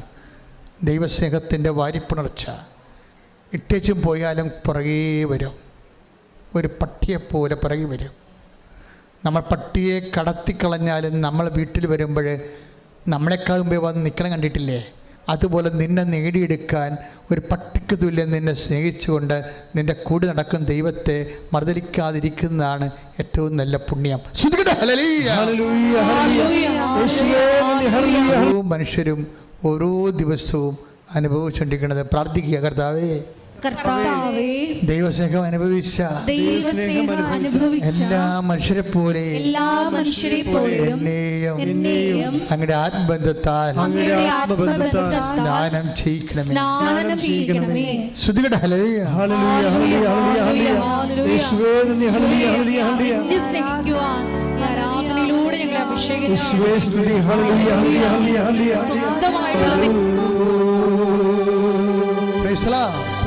അതായത് ഇപ്പൊ സിസ്റ്റർ അൽഫോൻസ മറിയത്തിൻ്റെ സാക്ഷ്യങ്ങളിലേക്ക് നമ്മൾ തിരിച്ചു വരികയാണ്. അൽഫോൻസ മറിയത്തിന് ഓരോരോ ഘട്ടം കഴിയുമ്പോഴും ഇവിടെ മെരിറ്റ് ടോർപ്പടയാണ് കാണാൻ പറ്റുന്നത്. ദൈവം എപ്പോഴും നമുക്കറിയാവുന്ന ഗ്രേസ് ദൈവത്തിൻ്റെ തൽഭവമോ തത്സമമോ ആണ്. ദൈവം ഒരു പേഴ്സണൽ പ്രസൻസിന് വേണ്ടി പകരം ഉപയോഗിക്കുന്ന വാക്കാണ് കൃപ എന്നുള്ളത്. കൃപ എന്ന് പറയുമ്പോൾ നോട്ട് ബൈ മെരിറ്റിലെ പറയും. എപ്പം നിങ്ങളുടെ മെരിറ്റുകൾ പോകുന്നുവോ അപ്പോഴാണ് സ്വാഭാവികമായിട്ടും നിങ്ങൾ ഗ്രേസ്ഫുള്ളായിട്ട് വരണത്. എന്നുവെച്ചാൽ നിങ്ങൾ കൃപയിലേക്ക് വരണത്. ഇപ്പോൾ അൽഫോൻസാ മറിയം ഇപ്പോൾ 2ാമത്തെ കൊല്ലം MBBS എഴുതുന്ന സിസ്റ്റർ, അപ്പോൾ പ്രൊവിൻഷ്യൽ പറയും, this is your medical report, നിങ്ങൾക്ക് സ്വന്തമായിട്ട് തീരുമാനിക്കാം. നിങ്ങളുടെ തീരുമാനത്തെ അടിസ്ഥാനപ്പെടുത്തിയിരിക്കുന്നു. സിസ്റ്റർ വളരെ പ്രൂഡൻ്റായിട്ട് ഉള്ള വിവേകമുള്ള പ്രൊവിൻഷ്യലാണ്. കാര്യം അത് ഒരു ദൈവവിളിയുടെ കാര്യമായതുകൊണ്ട് വളരെ ഭവ്യമായിട്ട് ഇടപെടും. It is your decision. നിങ്ങൾ സർവൈവ് ചെയ്ത് മുന്നോട്ട് പോകാൻ തീരുമാനിച്ചാൽ ഞങ്ങൾ നിങ്ങളുടെ കൂടെ അബൈഡ് ചെയ്യും. അല്ല, നിങ്ങൾ കരിയർ സ്റ്റോപ്പ് ചെയ്യാൻ ആണെങ്കിൽ that is up to you. നല്ല ഡിസിഷൻ. അപ്പോൾ എന്തു ചെയ്യും? പ്രൊവിഷ്യലല്ലേ നമുക്ക്. ഇപ്പം നമ്മുടെ സുപ്പീരിയേഴ്സ് അല്ലേ ഞങ്ങളെ സംബന്ധിച്ചിടത്തോളം എപ്പോഴും ദൈവഹിതത്തിൻ്റെ ഒരു ചാനലെന്ന് പറയണത്. പക്ഷേ ഒരു പ്രോബ്ലം ഉള്ളതെന്ന് പറയണത് ഈ സുപ്പീരിയേഴ്സ് പോലും ഇരുട്ടിൽ തപ്പുന്ന how to give a good guidelines എന്ന് പറയുന്നൊരു സമയമുണ്ടാവും, അവർക്കുണ്ടാവും. എന്ത് നിർദ്ദേശം കൊടുക്കേണ്ടതെന്ന്. അപ്പോൾ സിസ്റ്റർ തന്നെ പുരുഷ പറയും, സിസ്റ്റർ തന്നെ പ്രാർത്ഥിച്ച് തീരുമാനിക്കാൻ പറയും. പക്ഷേ അതൊരു നല്ല തീരുമാനമാണ്. കാര്യം അവർക്ക് തീരുമാനിക്കാം. അവർ മുന്നോട്ട് പോകാൻ തീരുമാനിച്ചാൽ ഇവരെ മെഡിക്കൽ സ്റ്റുഡൻ്റ് അല്ലേ, ഇവർ പഠിപ്പിക്കണമെങ്കിൽ ലക്ഷങ്ങൾ വേണം. അത് മുടക്കാൻ ഗവൺമെൻറ് തയ്യാറാണ്. അതാണ് അതിൻ്റെ അർത്ഥം. നിങ്ങൾ സ്റ്റഡിയെ സപ്പോർട്ട് ചെയ്യുന്നത് ഞങ്ങൾക്ക് പ്രശ്നങ്ങളൊന്നും ഇല്ലെന്ന് പറയും. പക്ഷേ അത് ഇവരുടെ രോഗം എന്താ? തൈമസ് ഓപ്പറേറ്റ് ചെയ്ത് കളഞ്ഞു. അത് 1 മാസം കഴിഞ്ഞപ്പോൾ തന്നെ വീണ്ടും റെസ്പിറേറ്ററി പ്രതിരോധത്തിലായി. ശ്വാസം മുട്ടൽ തുടങ്ങി IC കൊണ്ടുപോയിട്ട് ഇങ്ങനെ ICന്ന് പിന്നെ ഇറക്കിക്കൊണ്ട് വെന്റിലേറ്ററിൽ കൊണ്ടുപോകും. അപ്പോൾ തന്നെ തീർന്നെന്ന് പറയുമ്പോഴും ഇവരുടെ അമ്മ പറയും തീർന്നിട്ടില്ലെന്ന് പറയും. ഉടമ്പടി കിടക്കണില്ലേ? അതാണ് സംഭവം. സിസ്റ്ററിൻ്റെ അമ്മ പറയും എല്ലാവരും തീർന്നെന്ന് പറയും. ICന്ന് വെന്റിലേറ്ററിലല്ല പോണത്. അപ്പോൾ തീർന്നെന്ന് പറയുമ്പോൾ അമ്മ പറയും തീർന്നിട്ടില്ല മോളെ, ഉടമ്പടിയുണ്ട്. തീർന്നിട്ടില്ലെന്ന് പറയാൻ കൃപാസനം മാതാവ് ഉണ്ട് നമുക്ക്. അത് ജനകോടികളുടെ അനുഭവമാണ്. ഇന്ന് കൈയടിച്ച് ശ്രദ്ധിക്കട്ടെ. എത്ര പ്രാവശ്യം പ്രാർത്ഥിച്ചിട്ട് അമ്മ ഇങ്ങനെ പറഞ്ഞില്ലേ, മുന്നോട്ട് പ്രൊസീഡ് ചെയ്ത് നമുക്ക് പോകാം. നീ സന്യാസം ഉപേക്ഷിക്കേണ്ട, നീ മെഡിക്കലും പ്രൊഫഷനും ഉപേക്ഷിക്കേണ്ട, മുന്നോട്ട് പോകാം. മാതാവ് നമ്മളെ സഹായിക്കും. പക്ഷേ മാതാവ് നമ്മളെ സഹായിക്കുമെന്ന് പറഞ്ഞ് ഇരിക്കുമ്പോഴും നമ്മുടെ ജീവിതത്തിൽ അനുഭവിക്കുന്നത് നേരെ ഓപ്പോസിറ്റാണ്.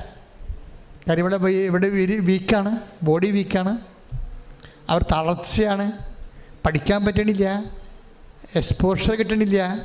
എക്സ്പോഷർ എന്ന് പറയണത് അവർക്കറിയാവില്ല. അവരുടെ ക്ലാസ്സിന് പറ്റുന്ന രീതിയിൽ സൈക്കോളജിയിലും സൈക്കോപത്തോളജിയിലും അതുപോലെ തന്നെ അനാട്ടമിയിലും ഒക്കെ എക്സ്പോഷർ ഉണ്ട്, എക്സ്പീരിയൻസ് ക്ലാസ് ഉണ്ട്. അതിനൊന്നും പോകാൻ പറ്റണില്ല. കിടപ്പാണ് എപ്പോഴും. ഈ കിടക്കണ ആളെങ്ങനെ പരീക്ഷ എഴുതണത്? എഴുതുന്ന ആളെങ്ങനെ മുന്നോട്ട് പോകണത്? അപ്പോൾ എല്ലാവരും കൂട്ടുകാരൊക്കെ പറയും how to do it better to discontinue. അല്ലാതെ നിനക്കിത് പൂർത്തിയാക്കാൻ പറ്റുമെന്ന് ചോദിക്കുമ്പോൾ സിസ്റ്റർ സ്വന്തമായിട്ട് പറയും, ഈശോ നീ എന്നോട് പറഞ്ഞതല്ലേ മുന്നോട്ട് പോകാൻ. എനിക്ക് സങ്കടം തോന്നണം വല്ലാതെ. അതെൻ്റെ തോന്നൽ മാത്രമായിരുന്നു, അതോ നീയാണോ എന്നോട് സത്യമായിട്ടും പറഞ്ഞത് മുന്നോട്ട് പോകാൻ? എനിക്കിപ്പോൾ നീന്തിട്ട് കര പറ്റണില്ല. ഞാൻ മുങ്ങിപ്പോകാൻ പോലെ തോന്നുന്നത്. പുറകോട്ട് തിരിച്ച് നീന്താനും പറ്റണില്ല, മുമ്പോട്ട് നീന്താനും പറ്റണില്ല. നടുക്ക് കിടന്ന് വെള്ളം കുടിക്കുകയാണ് ഞാൻ. എന്ത് ചെയ്യും? അപ്പോഴെന്നോട് അതിൻ്റെ ഇടയ്ക്ക് വന്നിരിക്കുന്ന മോഡൽ എക്സാം. അപ്പോൾ ഈശോ പറയും, നിന്നോട് ഞാൻ പറഞ്ഞതല്ലേ ഞാൻ നിന്നെ സഹായിക്കാമെന്ന്. എന്താ പ്രശ്നം? മോഡൽ എക്സാം വരാൻ പോവുകയാണ്. അപ്പോഴും മോഡൽ എക്സാം എഴുതണം.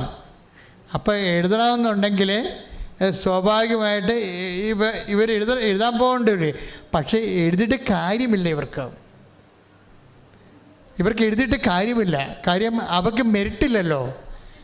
അറ്റൻഡൻസ് അല്ല, മെറിറ്റില്ല ആദ്യം. കാര്യം അവരുടെ പഠിച്ചിട്ടില്ല, അവർക്ക് എക്സ്പോഷർ ഇല്ല. അപ്പം ഉടമ്പടിയുടെ ഭാഷ എന്താണ്? മെറിറ്റില്ലെന്നുള്ളതാണ്. നോട്ട് ബൈ മെറിറ്റ് എന്നാണ്. നോട്ട് ബൈ മെറിറ്റ് എന്ന് വെച്ചാൽ പിന്നെന്താണ്? ഗ്രേസാണ്. ആദ്യം ഉടമ്പടി ബുക്ക് ഉണ്ടായ കാലത്ത്, ഉടമ്പടിയെക്കുറിച്ച് കർത്താവിൻ്റെ മുമ്പ് ഞാൻ ഇരിക്കണ കാലത്ത്, ആ വെളിപാടിൻ്റെ മൂർധന്യത്തിൽ ഈശോ പറഞ്ഞ വാക്കാണ് not by merit but by grace. ഇത് മെറിറ്റിലല്ല വർക്ക് ചെയ്യണ മോനെ. ഉടമ്പടിയെ ചെയ്യുന്നതിൻ്റെ കാര്യം ഗ്രേസ് വർക്കൗട്ട് ചെയ്യാനാണ്. അവിടെ മെറിറ്റ് ചിലപ്പോൾ 0 ആയിരിക്കും.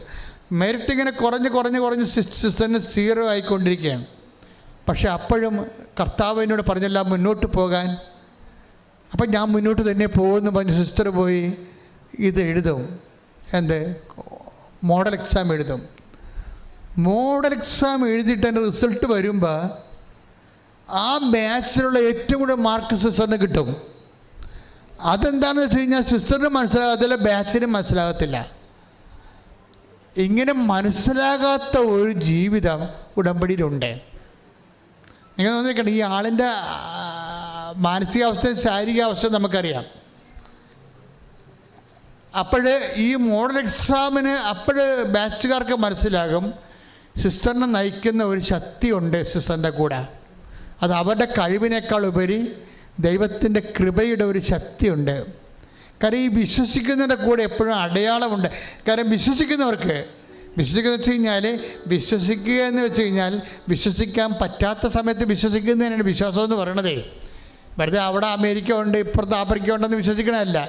വിശ്വസിക്കാൻ പറ്റാത്ത ഇരുട്ട് മാത്രമായിരിക്കുമ്പോഴും നമ്മൾ കർത്താവിൻ്റെ കൈകളുണ്ടെന്നും പറഞ്ഞുകൊണ്ട് കാലെടുത്ത് വെക്കുന്നതാണ് വിശ്വാസം എന്ന് പറയണത്.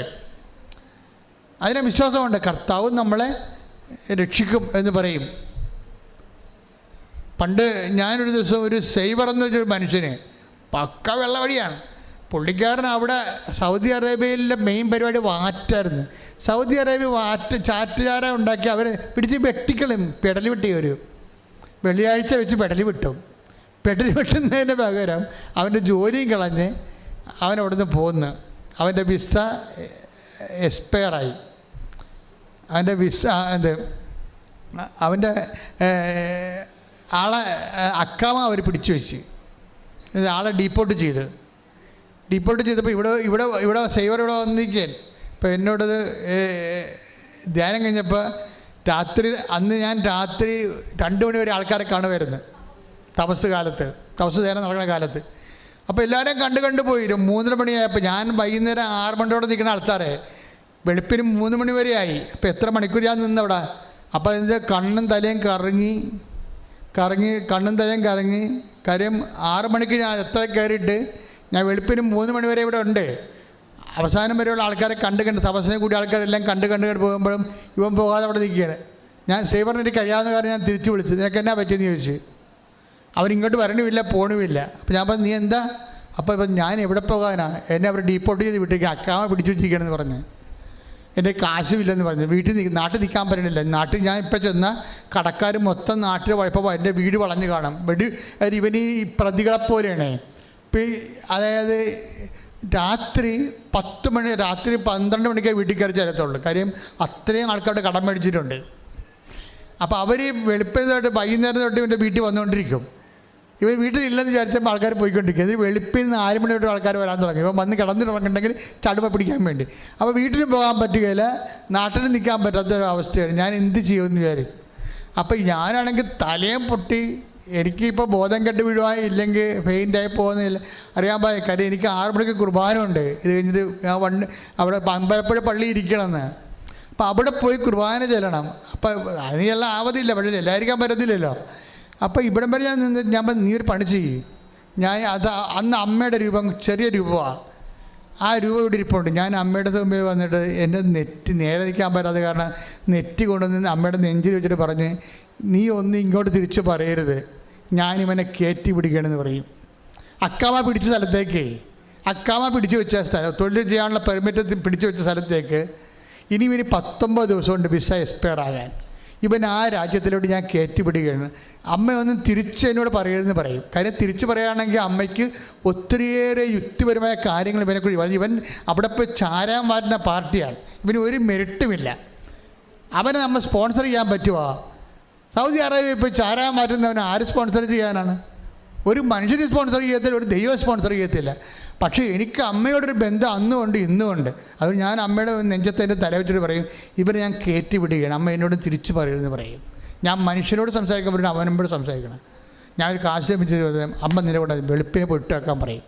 അവൻ എങ്ങനെയോടൊന്ന് കുറച്ച് പൈസ സംഘടിപ്പിച്ചു. 19,000 രൂപ മതിയായിരുന്നത് അന്ന് പോകാൻ. അവൻ കയറിപ്പോയിട്ട് ഞാൻ അമ്പലപ്പുഴ ഇരിക്കുമ്പോൾ 2 ദിവസം കഴിയുമ്പോൾ എന്നെ വിളിക്കും. എൻ്റെ അച്ഛൻ ഞാൻ എന്നെ ഓരോ കമ്പനിയിലും ഞാൻ ഈ വെയിലത്ത് അലഞ്ഞുകൊണ്ട് നടക്കുകയാണ്. എന്നെ ഓരോരുത്തരും എടുക്കണില്ല. ഇപ്പോൾ എൻ്റെ വിസ എക്സ്പയർ ആകും. അപ്പോൾ അവന് ദിവസം എന്നെ വിളിച്ചുകൊണ്ടിരിക്കും. അവസാനം വിസ എക്സ്പയർ ആകുന്നതിന് ഒരു ദിവസം മുമ്പ് എന്നെ വീണ്ടും വിളിക്കും. അച്ഛൻ നാളെ വിസ എക്സ്പയർ ആകും, ഞാൻ ജയിലിലാകും, എനിക്ക് ഒരു മാർഗ്ഗം. ഞാൻ പറഞ്ഞു, മോനെ വിശ്വാസ പ്രമാണം ചൊല്ലി നീ സഞ്ചരിക്കുക, നീ പ്രാർത്ഥിക്കുക, ഇത് നിൻ്റെ പ്രാർത്ഥനയുടെ സമയമാണ്. അപ്പം ഞാൻ എൻ്റെ മുറിയിൽ ഒരു മാതാവിനെ വെച്ചിട്ടുണ്ട്. അത് തൈക്കാട്ടുശ്ശേരി ഇരിപ്പുണ്ട്. ഇപ്പോൾ അമ്മയുടെ മടിയിൽ ഉണ്ണീശോ ഇരിക്കണതാണ്. അപ്പം ഞാൻ മാതാവിനെ കയറി ഇങ്ങനെ പിടിച്ചിട്ട് പറയും, അമ്മേ അവൻ നാളെ വിസ എക്സ്പയർ ആകും, ഇനി 18 മണിക്കൂർ ടൈമേ ഉള്ളൂ. ഇതിനുള്ളിൽ അമ്മയെ ആശ്രയിച്ച് ഒറ്റ ആളെ കണ്ടുകൊണ്ടാണ് ഞാൻ ഇവനെ കയറ്റി വിട്ടിരിക്കുന്നത്. എന്നോട് തിരിച്ചൊന്നും പറയരുത് എന്ന് പറഞ്ഞിട്ട് വീണ്ടും ഞാൻ ഇങ്ങനെ മെഷന്ന് ഇങ്ങനെ കവർന്ന് പിടിച്ചിരിക്കുന്ന അമ്മയെ താഴെ കൊണ്ട് ആ സ്ഥാനത്ത് കൊണ്ട് വെച്ചിട്ട് ഞാൻ ഇരിക്കും. ഒരു മണിക്കൂർ കഴിയുമ്പോൾ ഇവനെ തിരിച്ചു വിളിക്കും. അതിൻ്റെ അച്ഛാ എന്നെ ഒരു കമ്പനീൻ്റെ എടുത്തെന്ന് പറയും. 1 മണിക്കൂറിലെടുക്കും. പക്ഷെ ഒരു പ്രശ്നമുണ്ട് അച്ഛാ, ഇനി എനിക്ക് 12 മണിക്കൂറേ ഉള്ളൂ. പക്ഷേ ഞാൻ നേരത്തെ എന്നെ അക്കാമ പിടിച്ചു വെച്ചിരിക്കുന്ന കമ്പനി ഇന്ന് എനിക്ക് റിലീവിങ് ഓർഡർ വേണം. പക്ഷെ ഞാൻ അവിടെ ചെന്നപ്പോൾ ഉണ്ട് അറബി ടൂറിന് പോയിരിക്കുകയാണ്. അറബി ഈ വിനോദസഞ്ചാരത്തിന് പോയിരിക്കുകയാണ്. ഇറാഖിലാണ് പോയിരിക്കുകയാണ്. അറബിയും വൈഫും കുഞ്ഞുങ്ങളും എല്ലാമായിട്ട് പോയിരിക്കുകയാണ്. അപ്പോൾ അവൻ തിരിച്ചു വരണതിന് 2 ആഴ്ച എടുക്കും. അപ്പോൾ അതിനുള്ളിൽ എൻ്റെ വിസ എക്സ്പയർ ആകും. ഇവരെനിക്ക് റിലീവിങ് ഓർഡർ തരത്തില്ല. ഈ കമ്പനി എന്നെ എടുത്ത കമ്പനി റിജക്റ്റ് ചെയ്യും. ഒരു മനുഷ്യൻ കടന്നു പോകുന്ന വഴിയില്ലേ. അപ്പോൾ ഞാൻ അതുപോലെ തന്നെ അമ്മയോട് പറയാം, അമ്മേ അറബീനെ എത്രയും വേഗം തിരിച്ചു കൊണ്ടുവരണം. അവന് അക്കാമയും തിരിച്ചു കൊടുക്കണം, റിലീവിങ് ഓർഡർ കൊടുക്കണം, അല്ല വേറെ ഓപ്ഷൻ ഇല്ലെന്ന് പറയും. ഉടനെ ഒരു 3 മണിക്കൂർ കഴിയുമ്പോൾ അറബി ഒറ്റയ്ക്ക് ചാർട്ടേഡ് പ്ലെയിനിൽ അവിടെ ലാൻഡാകുമ്പോൾ ഇവൻ വാദിക്കാൻ നിൽക്കുകയാണ്. അറബിയുടെ കാറ് പോകുമ്പോൾ ഇവൻ വാദിക്കാൻ നിൽപ്പുണ്ട്. അവനെ ഡിസ്മിസ് ചെയ്തവനാണ്. അപ്പോൾ എന്താ സാറേ, സാറോട് ഡിസ്മിസ് ചെയ്ത് എന്നെ പുറത്തൊരു കമ്പനി എടുത്ത് എനിക്ക് relieving order that's okay clear എന്ന് പറഞ്ഞുകൊണ്ട് അപ്പം തന്നെ ഓഫീസിൽ ചെന്നിട്ട് റിലീവിങ് ഓർഡർ എഴുതി കൊടുക്കും. ഇത് മാതാവ് എന്ന് വെച്ച് കഴിഞ്ഞാൽ നിങ്ങൾ കൃപാസനത്തിൽ വരുമ്പോൾ നിങ്ങളൊരു വലിയ ശക്തിയുടെ കൂട്ടായ്മയിലേക്ക് ദൈവം നിങ്ങളെ കൊണ്ടുവരികയാണ്. അമ്മ ഒരു കാര്യം തീരുമാനിച്ചാൽ, അമ്മ ഒരു വാതിൽ തുറന്നാൽ അതടക്കാൻ പറ്റത്തില്ല. ദൈവം അമ്മയെ ഒരു വാതിലാക്കി സൃഷ്ടിച്ചിരിക്കുകയാണ്.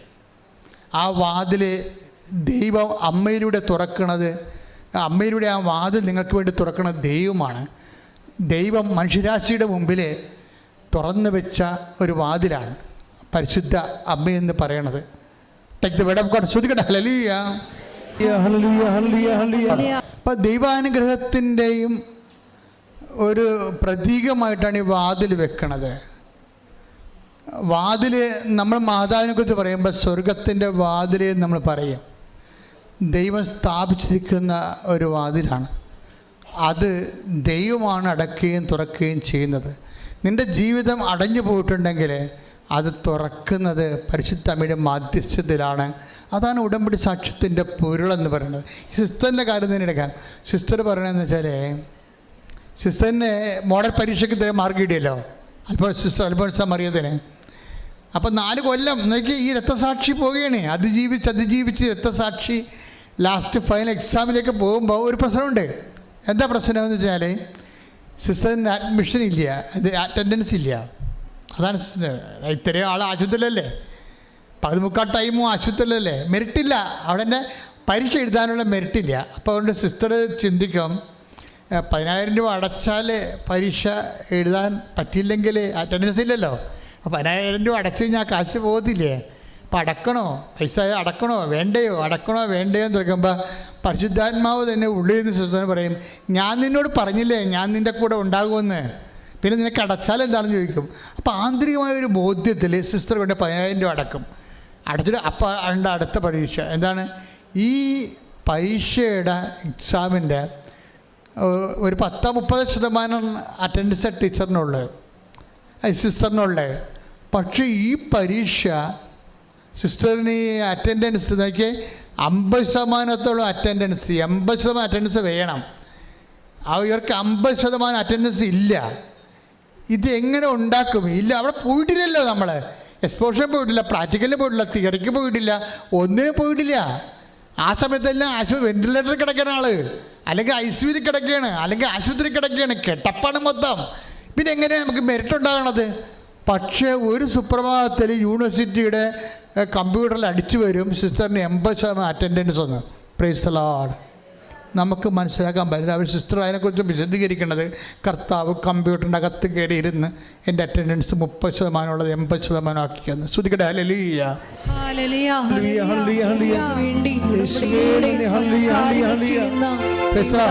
എൻ്റെ മക്കളെ, അതായത് ഇതാണ് ഒരു ഉടമ്പടിയുടെ ഒരു പോക്കെന്ന് പറയണത്. ദൈവത്തിന് പ്രധാനപ്പെട്ടത് നീയാണ് പ്രധാനപ്പെട്ടത്. നിനക്ക് വേണ്ടി എന്തും ചെയ്യുമെന്ന് പറയലേ. നിനക്ക് വേണ്ടി ജനതകൾ നൽകും, രാജ്യത്തിന് നിയമങ്ങൾ തിരുത്തും, എന്തും നിനക്ക് വേണ്ടി നിനക്ക് വേണ്ടി. ശ്രദ്ധിച്ചുകൊള്ളുക, ഞാൻ നിനക്ക് ജനതകളെ അവകാശമായി തരും, ഭൂമിയുടെ അതിരുകൾ നിനക്ക് അധീനമാകും. നിനക്ക് വേണ്ടി ജനതകളെ ഞാൻ നൽകും. അതായത് ജനതകളെക്കാൾ കൂടുതലേ ഒരു വ്യക്തിക്ക് വേണ്ടി, ഒരു ജനസമൂഹത്തെ വളരെ കണ്ടില്ലെന്ന് വെക്കാൻ വേണ്ടി മാത്രം വ്യക്തിയെ ആത്മബന്ധത്തോട് സ്നേഹിക്കുന്ന 10 തരം പേരാണ് ഉടമ്പടി. ശ്രുതികട്ടെ ഹല്ലേലൂയ. മെറിറ്റിലത് വർക്ക് ചെയ്തെന്ന് പറഞ്ഞില്ലേ? അവരുടെ കഴിവിനേക്കാൾ ഉപരി മാർക്ക്, അവരുടെ ബാച്ച് കൂടുതൽ മാർക്ക് അവർക്ക് കിട്ടിയെന്ന് പറഞ്ഞില്ലേ? എന്താ കിട്ടിയത്? അവർ പറയുന്നുണ്ട്, ഞാൻ എന്ത് ചെയ്യും, ഞാൻ ഓരോ ക്വസ്റ്റ്യൻ പേപ്പറിലും ഞാൻ ഉടമ്പടി ഉപ്പ് വിതറിയിട്ട് വിശ്വാസ പ്രമാണം ചെല്ലുമെന്ന്. അതാണ് സംഭവം. ഇനി മെഡിക്കൽ സ്റ്റുഡൻ്റാണ് ഇവർ. അവരെന്താ ചെയ്യണത്? അവർ ഓരോ ഉടമ്പടി, അവർ ഓരോ ക്വസ്റ്റ്യൻ പേപ്പറിലും ആൻസർ പേപ്പറിലും ഉടമ്പടി ഉപ്പ് വിശ്വാസ പ്രമാണം ചൊല്ലി വിതറിയിട്ടാണ് അവരത് എഴുതാൻ തുടങ്ങണത്. അതിൻ്റെ അർത്ഥം എന്താണെന്ന് അറിയാമോ നിങ്ങൾക്ക്?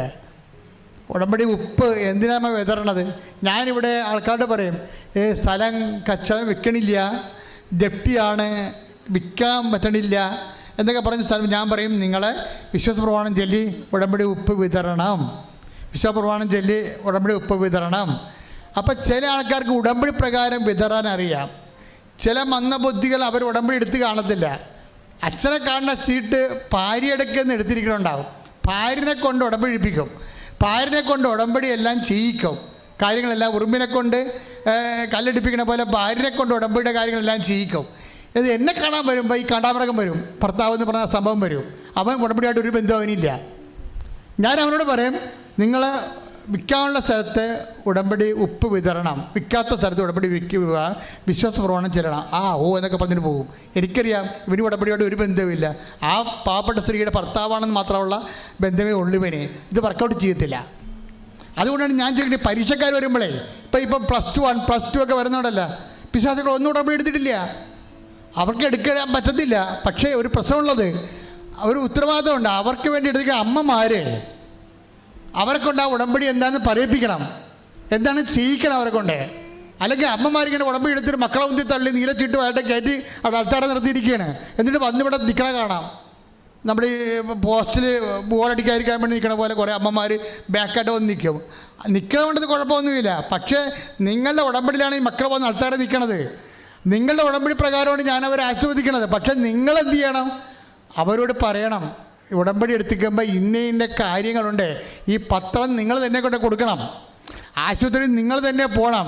അല്ല തലയും കൊണ്ട് മാത്രം ഇങ്ങോട്ട് വന്നു കഴിഞ്ഞാൽ തബ്രാൻ ചിലപ്പോൾ നിന്നെ തലയും തൊട്ട് കൊണ്ടുപോയെന്ന് വരും. അപ്പം ദൈവത്തിനെ ചൂഷണം ചെയ്യാൻ അനുവദിക്കരുത്. നടക്കത്തില്ല കാര്യങ്ങൾ. അത് വെക്കാൻ തേക്കണ പാണ്ടാകും. അപ്പം അതുകൊണ്ട് ഞാൻ ഈ ആൾക്കാരെ വരുമ്പോൾ വൃത്തിമയമായിട്ട് എല്ലാവരും ഉടമ്പടി എടുത്തവരായിരിക്കണം. ഇനി പിള്ളേരുടെ കാര്യത്തിൽ ഞങ്ങൾ തീരുമാനം എടുക്കാത്തത്, പിള്ളേർക്ക് വെളിവില്ലാത്തതുകൊണ്ട് അവർ ഉടമ്പടി ഗൗരവതരമായിട്ട് ആ ആന്തരികമായ ചൈതന്യം മനസ്സിലാക്കാത്തത് കൊണ്ടാണ് 18 വയസ്സ് വരെ ഉടമ്പടി എടുപ്പിക്കാത്തത്. പക്ഷേ അവരെ പ്രാർത്ഥിക്കണത് അവരുടെ അമ്മമാരുടെ ഉടമ്പടിയുടെ അടിസ്ഥാനത്തിലാണ്. പക്ഷേ അമ്മമാരെന്ത് ചെയ്യണം? അവരെ കൊണ്ട് ഉടമ്പടി വിധി പ്രകാരമുള്ള കാര്യങ്ങൾ പറഞ്ഞ് മനസ്സിലാക്കി ചെയ്യിക്കണം. സിസ്റ്റർ അമ്മയാണ് ഉടമ്പടി എടുത്തെങ്കിലും സിസ്റ്റർ അത് പാലിക്കുന്നുണ്ട് കൃത്യമായിട്ട്. അവർ ഉപ്പിട്ട് വിശ്വാസപ്രമാണം ചൊല്ലിയിട്ടാണ് ക്വസ്റ്റ്യൻ പേപ്പറും ആൻസർ പേപ്പറും വരെ എടുക്കുന്നത്. നമ്മൾ എന്താ ഉപ്പിടേണ്ട ഉദ്ദേശം എന്താ? എന്തിനാണ് ഉടമ്പടി ഉപ്പിടണത്? ചില ചേട്ടന്മാർ ഞാൻ പറയും, നിങ്ങൾ തോട്ടത്തിൽ കൊണ്ടുപോയി, വിൽക്കാത്ത തോട്ടത്തിൽ കൊണ്ടുപോയി ഉപ്പിട്ട് വിശ്വാസപ്രമാണം ചെല്ലാൻ പറയും. അവർ കൊണ്ട് ഉപ്പിടും. എങ്ങനെ? ഈ ഉറുമ്പ് പൊടി ഇടാൻ DDT ഇടത്തില്ലേ? ഉറുമ്പ് പോകാൻ വേണ്ടി DDT ഇടുന്ന പോലെയാണ് ചില ചേട്ടന്മാർ ഈ വിൽക്കാത്ത സ്ഥലത്ത് കൊണ്ട് ഉപ്പിടുന്നത്. അങ്ങനെയുള്ള പരിപാടിയല്ല ഇത്. ഇതിൻ്റെ അകത്ത് പറഞ്ഞ കർത്താവും നമ്മളും തമ്മിൽ ശാശ്വതമായ ഉടമ്പടി ആയതുകൊണ്ട് നമ്മൾക്ക് ഈ ഭൂമിയിൽ ഓഹരി ഇല്ലാതെ വരും. നമുക്ക് ഈ ഭൂമിയിൽ ഓഹരി ഇല്ലാതെ വരും. നമ്മുടെ കഴിവ്, ബുദ്ധി, ആരോഗ്യം, ഇപ്പോൾ ഒരു സ്ഥലത്തിന് വഴിയില്ല, ആ സ്ഥലം ആരെടുക്കാനാണ്? ഭൂമിയിൽ നമുക്ക് ഓഹരിയില്ല, നമുക്ക് മെറിറ്റില്ല. ബൈബിൾ പറയണത് മെറിറ്റിന് ഭൂമിയിലെ ഓഹരി എന്നാണ് പറയണത്. അതുകൊണ്ട് അഹറോനോട് പറയും, അഹറോൻ, ഞാനും നീയുമായിട്ട് ഒരു ലവണ ഉടമ്പടിയാണ് ചെയ്തിരിക്കുന്നത്. Salt of the covenant of the സാൾട്ടാണ് ചെയ്തിരിക്കുന്നത്. കാരണം ഇസ്രയേലിൽ നിനക്ക് ഓഹരിയില്ല, ഞാനാണ് നിൻ്റെ ഓഹരി. അതാണ് നമ്മുടെ മെറിറ്റ് നഷ്ടപ്പെടുമ്പോൾ ദൈവമാണ് നമ്മുടെ മെറിറ്റ് എന്ന് നമ്മൾ ഉച്ചത്തിൽ പ്രഖ്യാപിക്കാൻ വേണ്ടിയാണ് നമ്മൾ ഒപ്പിടുന്നത്. അതെടുത്തേ, സംഖ്യ 18-19 എടുത്തേ. എനിക്ക് ഇംഗ്ലീഷ് ബൈബിൾ ഞാൻ വായിച്ച് കേൾപ്പിച്ചു തരാം ആ സംഭവം. അതായത് all the holy offerings that the Israelites present to the Lord, I have given you together with your sons and your daughters as a perpetual due. It is a covenant of salt. ആ ലവണ ഉടമ്പടി എന്ന് വെച്ച് കഴിഞ്ഞാൽ ഒരു ഉടമ്പടിയിലെ ഉപ്പ് തളിച്ചു കഴിഞ്ഞാൽ അതിൻ്റെ അർത്ഥം എന്താണ്? എനിക്ക് ഈ ഭൂമിയിൽ ഓഹരിയില്ല, ശാശ്വതമായ എൻ്റെ ഓഹരി എൻ്റെ കർത്താവാണെന്ന്. ഉപ്പ് എൻ്റെ ദൈവവേദന, നീ ഉപ്പ് എവിടെ തളിച്ചാലും ഓർക്കുക, കർത്താവേ എനിക്ക് മെറിറ്റില്ല. അതല്ല പറയണത്. എന്ത് രസമാണ് ആ വചനങ്ങൾ. 19-20 വായിച്ചേ. കർത്താവ് അഹറോനോട് അരുളി ചെയ്തു, ഇസ്രായേലിൽ നിനക്ക് ഭൂമി അവകാശമായി ലഭിക്കുകയില്ല. ഇസ്രായേലിൽ നിനക്ക് മെറിറ്റില്ലെന്ന്. ഈ ഭൂമിയിൽ നിനക്ക് അവകാശങ്ങളില്ല, നിന്റെ അവകാശം നഷ്ടപ്പെട്ടിരിക്കുന്നു. അവരെ പോലെ നിനക്ക് ഓഹരിയും ഉണ്ടായിരിക്കുകയില്ല. അവരെ അവകാശം എന്ന് പറഞ്ഞ ഉടമ്പടി ഭാഷ മെറിറ്റാണ്. ഇസ്രായേലിൽ നിനക്ക് ഈ ജീവിതം നിനക്ക് യോഗ്യതയില്ല. അവരെ പോലെ നിനക്ക് ഓഹരിയും ഉണ്ടായിരിക്കുകയില്ല. നിനക്ക് ഓഹരിയുമില്ല. ഞാനാണ് നിന്റെ അവകാശം, ഞാനാണ് നിന്റെ മെറിട്ടെന്ന്, ഞാനാണ് നിന്റെ അവകാശം. അപ്പോഴേ ഒരു സ്ഥലത്ത് കൊണ്ട് ഒപ്പിട്ട് കഴിഞ്ഞാൽ, ദൈവമേ, ഭൗതികമായി ഈ പരീക്ഷ എഴുതാനുള്ള യോഗ്യത പോലും എനിക്കില്ല, നീയാണ് എൻ്റെ വിജയം, കർത്താവാണ് എൻ്റെ വിജയം. കർത്താവിൻ്റെ നാമത്തെ വിജയമായിട്ട് ആഘോഷിച്ചുകൊണ്ട് ഈ ഭൂമിയിലുള്ള എല്ലാവിധ കഴിവുകേടുകളെയും നമ്മുടെ അവകാശത്തെ അടിയറവ് വെച്ചുകൊണ്ട് ശാശ്വതമായ എൻ്റെ അവകാശം കർത്താവാണെന്ന് പ്രഖ്യാപിക്കുന്ന ഉടമ്പടിയാണ് ലവണ ഉടമ്പടി എന്ന് പറയുന്നത്. അതാണ് ഉടമ്പടി ഏറ്റവും പ്രധാനപ്പെട്ടത്. 2 കാര്യം: ഉടമ്പടി തൈലവും ഉടമ്പടി ഉപ്പും. ഉടമ്പടി നമ്മൾ ദൈവമായിട്ട് ചെയ്ത ആണെന്ന് അറിയാൻ വേണ്ടി ജ്ഞാപകമായിട്ട് നൽകുന്ന ഉടമ്പടി കാശുരൂപം. ഇതൊക്കെ വർക്കൗട്ട് ചെയ്യേണ്ടത് വിശ്വാസ പ്രമാണം ചെല്ലുമ്പോഴാണ്. അതുകൊണ്ടാണ് ഉടമ്പടി എടുക്കുന്ന വ്യക്തിയും ദൈവമായിട്ടുള്ള ബന്ധം നിൻ്റെ അതുകൊണ്ട് ഞാൻ ഉടമ്പടി കാശും കൈ മാറരുത്. ഉടമ്പടി ചെയ്യുമ്പോൾ ഉടമ്പടി ചെയ്യുന്ന വ്യക്തിയിൽ മാത്രമേ അത് വർക്കൗട്ട് ചെയ്യത്തുള്ളൂ. ആ വ്യക്തിയാണ് അത് വർക്കൗട്ട് ചെയ്യേണ്ടത്. അതിൻ്റെ അടിസ്ഥാന ഘടകം വിശ്വാസ പ്രമാണവും നിൻ്റെ ജീവിതവുമാണ്. വിശ്വാസ പ്രമാണവും അതനുസരിച്ചുള്ള ജീവിതവുമാണ് ഉടമ്പടിയുടെ ഒരു മെറിട്ടെന്ന് പറയണത്. ഉടമ്പടിയുടെ മെറിട്ടെന്ന് പറയണത് വിശ്വാസ പ്രമാണവും അതനുസരിച്ചുള്ള നിൻ്റെ വിശുദ്ധ ജീവിതവും. അപ്പോൾ നീ ദൈവവുമായിട്ട് സംസാരിക്കാനും ഉടമ്പടി ചെയ്യാനും യോഗ്യമായി. ഞാൻ എന്തുകൊണ്ടാണ് അമ്മയെ തിരിച്ചൊന്നും പറയുന്നത്? എന്തുകൊണ്ടാണ് ആദ്യകാരോട് അമ്മയോട് പറയണത്? തിരിച്ചു പറഞ്ഞാൽ ഈ ചാരാൻ പറ്റുകാരന് 100,000 കുറ്റങ്ങൾ പറയാനുണ്ടാകും. ഇപ്പം അതല്ല ആവശ്യം.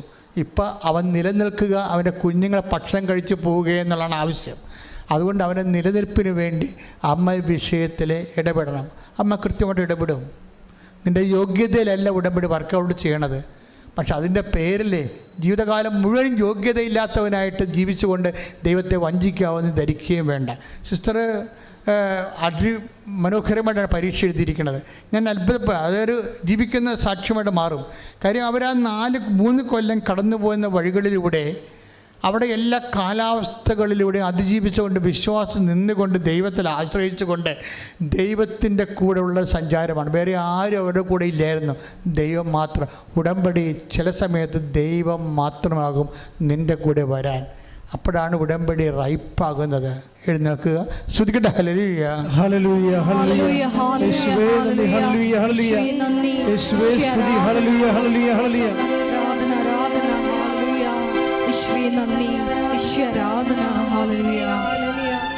ശ്രുതിക്കട്ടെ. Hallelujah, hallelujah, hallelujah, hallelujah, hallelujah, യേശുവേ. പ്രിയമുള്ളവരെ, കർത്താവ് നമ്മളോട് സംസാരിച്ച ഉടമ്പടിയുടെ ബലങ്ങൾ അതിനാശ്രയിക്കാൻ വേണ്ടിയുള്ള ആധ്യാത്മികമായ ആസ്തിബദ്ധതകൾ കർത്താവ് നമുക്ക് നൽകിക്കൊണ്ട് നമ്മളിപ്പോഴും രോഗസൗഖ്യ പ്രാർത്ഥനയിലേക്ക് പ്രവേശിക്കുകയാണ്. ഓൺലൈനിൽ പ്രാർത്ഥിക്കുന്നവരും ഇവിടെ പ്രാർത്ഥിക്കുന്നവരും ഇപ്പോഴും ശിരസിൽ കൈവച്ചുകൊണ്ട് അച്ഛൻ പ്രാർത്ഥിച്ച് തീരുന്നത് വരെ ആവർത്തിച്ച് വിശ്വാസ പ്രമാണം ചൊല്ലിക്കൊണ്ടിരിക്കണം. വിശ്വാസ പ്രമാണം അറിയാൻ പാടില്ലാത്തവരെ യേശുവെ സ്വസ്ത്രം, യേശുവെ സ്തുതി എന്ന് പറഞ്ഞുകൊണ്ട് യേശുവിനെ സ്തുതിച്ചുകൊണ്ടിരിക്കണം. അടിപ്പിട പോലെ വൈദാക്കാലം പോലെ ദൈവികമായ ശക്തി നമ്മൾക്ക് ആവശ്യിച്ചുകൊണ്ട് ഉച്ച മുതൽ ഉള്ളംകാലം വരെ രോഗങ്ങളെ കർത്താവ് സൗഖ്യപ്പെടുന്ന സമയമാണ്. സ്തുതിക്കട്ടെ. Hallelujah, hallelujah, hallelujah. ഈശോയെ ആരാധന. ഹല്ലേലൂയ, ഈശോയെ ആരാധന.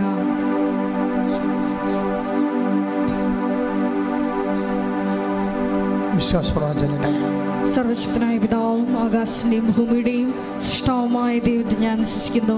അവിടുത്തെ ഏകപുത്രനും ഞങ്ങളുടെ കർത്താവുമായ ഈശോ മിശിഹായിൽ ഞാൻ വിശ്വസിക്കുന്നു. ഈ പുത്രൻ പരിശുദ്ധാത്മാവാൽ ഗർഭസ്ഥനായി കന്യകാമറിയത്തിൽ നിന്ന് പിറന്ന് പൊന്തിയോസ് പീലാത്തോസിൻ്റെ കാലത്ത് പീഡകൾ സഹിച്ച് കുരിശിൽ തറയ്ക്കപ്പെട്ട് മരിച്ച് അടക്കപ്പെട്ട് പാതാളങ്ങളിൽ ഇറങ്ങി മരിച്ചവരുടെയിൽ നിന്ന് മൂന്നാം നാൾ ഉയർത്ത് സ്വർഗത്തിലേക്ക് എഴുന്നള്ളി സർവശക്തിയുള്ള പിതാവായ ദൈവത്തിൻ്റെ വലതുഭാഗത്തിരിക്കുന്നു. അവിടെ നിന്ന് ജീവിക്കുന്നവരെയും മരിച്ചവരെയും വിധിക്കുവാൻ വരുമെന്നും ഞാൻ വിശ്വസിക്കുന്നു. പരിശുദ്ധാത്മാവിലും ഞാൻ വിശ്വസിക്കുന്നു. വിശുദ്ധ കത്തോലിക്ക സഭയിലും പുണ്യവാന്മാരുടെ ഐക്യത്തിലും പാപങ്ങളുടെ മോചനത്തിലും ശരീരത്തിൻ്റെ ഉയർപ്പിലും നിത്യമായ ജീവിതത്തിലും ഞാൻ വിശ്വസിക്കുന്നു. ആമേൻ. ഹല്ലേലൂയ, ഹല്ലേലൂയ, കർത്താവിന്റെ ഉന്നതമായ നാമത്തിന് സ്വസ്ഥം. ഹല്ലേലൂയ. ഈശോയെ ആരാധന. കർത്താവിന്റെ വിശുദ്ധ പൗരോഹിത്യത്തെ മഹത്വപ്പെടുത്തണമേ കർത്താവേ. കർത്താവ് സഭയിലുള്ള സാന്നിധ്യം പ്രകടമാക്കണമേ കർത്താവേ.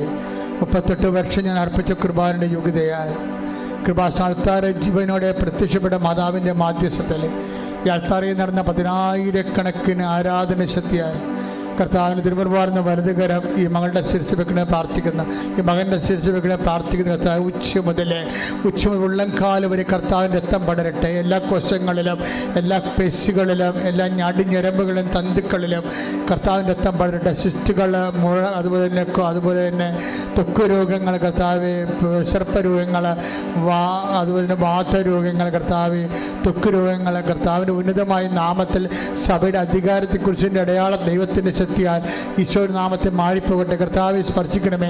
കർത്താവെ സ്പർശിക്കുക. മുടി കൊഴിയുന്ന അസുഖങ്ങൾ, കണ്ണ് കാഴ്ചയില്ലാത്ത അസുഖങ്ങൾ, ചെവിടെ കേഴുക്കളുള്ള അസുഖങ്ങൾ, തൊണ്ടയ്ക്ക് അസുഖമുള്ള ടോൺസിൻ്റെ അസുഖങ്ങൾ, സ്പോണ്ടിലോസിൻ്റെ അസുഖങ്ങൾ, തൈറോയിഡിൻ്റെ അസുഖങ്ങൾ കർത്താവെ സ്പർശിക്കണേ പ്രാർത്ഥിക്കുന്ന ഈശോയെ ശ്വാസകോശങ്ങളുടെ അസുഖങ്ങളെ സ്പർശിക്കണം കർത്താവെ.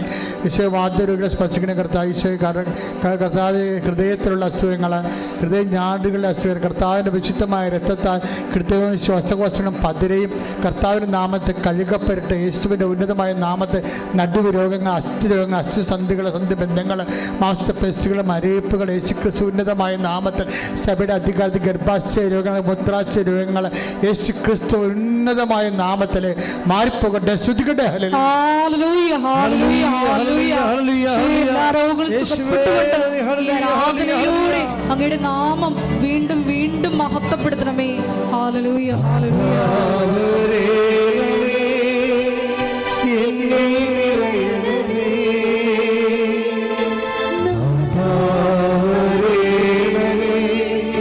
സൗഖ്യം നൽകണമേ,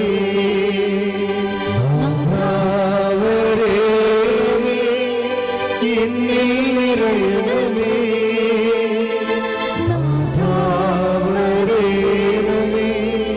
സൗഖ്യം നൽകണമേ. പരിശുദ്ധ പരമ ദിവ്യകാരുണ്യത്തിന് ആരാധനയും സ്തുതിയും പുകഴ്ചയും ഉണ്ടായിരിക്കട്ടെ. മക്കളെ, ജോലിയില്ലാത്തവരെ, വീടില്ലാത്തവരെ, വീട്ടിലേക്ക് വഴിയില്ലാത്തവരെ, വിദേശ രാജ്യങ്ങളിലെ ജോലി നഷ്ടപ്പെട്ടവരെ, ജയിലിലായവരെ, വിസ എക്സ്പയർ ആകാൻ പോകുന്നവരെ,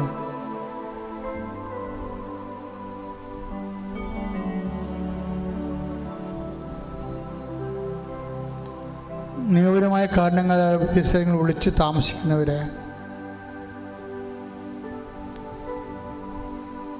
ജീവിത പങ്കാളി മക്കളെയും കൊണ്ടുപോകാൻ പറ്റാതെ വിഷമിക്കുന്നവരെ, നാട്ടിലെ ഓരോരോ കമ്പനികളിൽ ജോലി ചെയ്യുന്നവരെ, ജോലി നഷ്ടപ്പെട്ടവരെ, ഗവൺമെൻറ് ജോലിക്ക് വേണ്ടി പരീക്ഷയ്ക്ക് ഒരുങ്ങിക്കൊണ്ടിരിക്കുന്നവർ, പരീക്ഷയ്ക്ക് തോറ്റിട്ട് വീണ്ടും അറ്റൻഡ് ചെയ്യുന്നവർ, റീവാലുവേഷൻ കൊടുത്തിട്ടുള്ളവർ, തൊഴിൽ സംരംഭങ്ങൾ തുടങ്ങുന്നവർ, തുടങ്ങേണ്ട പേരിൽ കടമായി പോയവർ, സാമ്പത്തിക ബാധ്യതകൾ വന്നു പോയവർ, ജപ്തി നടപടി നേരിടാൻ പോകുന്നവർ, വസ്തു ലേലത്തിലായവർ, വീട്ടിൽ നിന്ന് ഇറങ്ങി കൊടുക്കേണ്ടി വന്നവർ, ഇങ്ങനെ എല്ലാ മക്കളെയും സമർപ്പിച്ച് പ്രാർത്ഥിക്കുകയാണ്. കുഞ്ഞുങ്ങളില്ലാത്തവർ, വിവാഹജീവിതക്കാർ, വിവാഹജീവിതം തകർന്നവർ, ഒന്നിച്ചു താമസിക്കാൻ വീണ്ടും ആഗ്രഹിക്കുന്നവർ, എല്ലാവർക്കും വേണ്ടി സ്തുതിക്കട്ടെ. ഹല്ലേലൂയ. കർത്താവിന്റെ ഉന്നതമായ നാമത്തിന് സ്വന്തം ചെയ്യുന്ന കർത്താവിന്റെ വിശുദ്ധമായ തിരുമുറിവാർന്ന വലതുകരം മക്കളുടെ ശിരസ് വെക്കണ പ്രാർത്ഥിക്കുന്ന കർത്താവ്, എൻ്റെ കർത്താവിൻ്റെ ഉന്നതമായ നാമത്തിൽ 38 വർഷം അർപ്പിച്ച കൃപായുടെ യുഗതയ കൃപാസ്ഥാന ജീവനോടെ പ്രത്യക്ഷപ്പെട്ട മാതാവിൻ്റെ മാധ്യസ്ഥത്തിൽ പിതാവിൻ്റെയും പുത്രൻ നാമത്തിൽ നിൻ്റെ ജീവിത ദുരിതങ്ങൾ, ജീവിത തടസ്സങ്ങൾ യേശുക്രിസ്തുവിൻ്റെ നാമത്തിൽ മാറിപ്പോകട്ടെ. ശ്രുതികട്ടെ.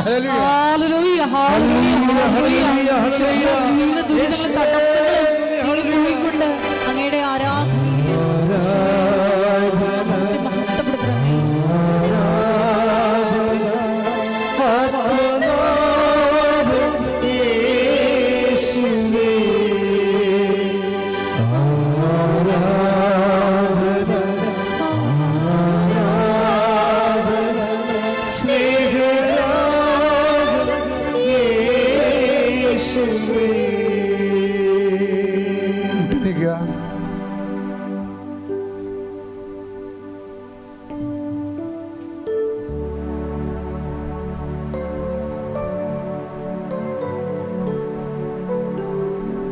വ്യക്തിപരമായ ആവശ്യങ്ങൾക്ക് വേണ്ടി പ്രാർത്ഥിക്കുക.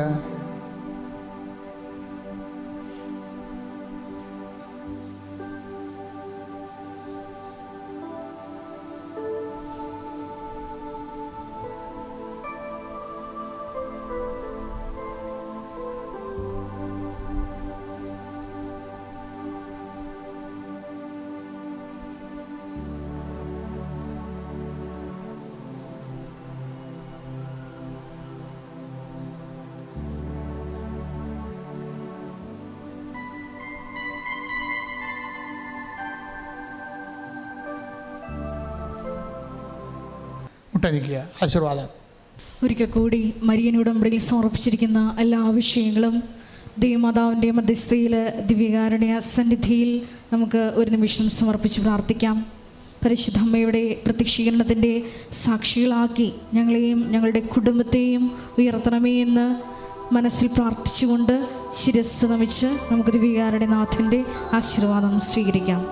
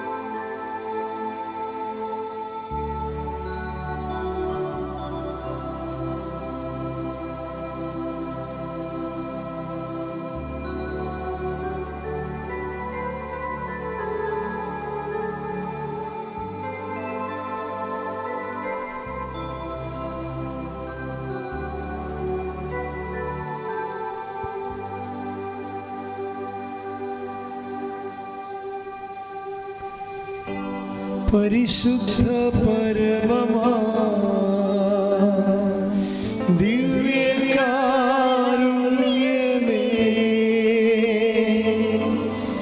എന്നുമെന്നും അങ്ങേയ്ക്കാരാധന.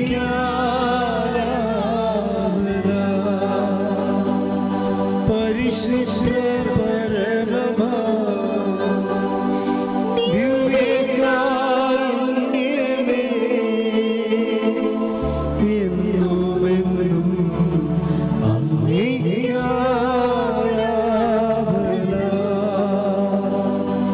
പരിശുദ്ധ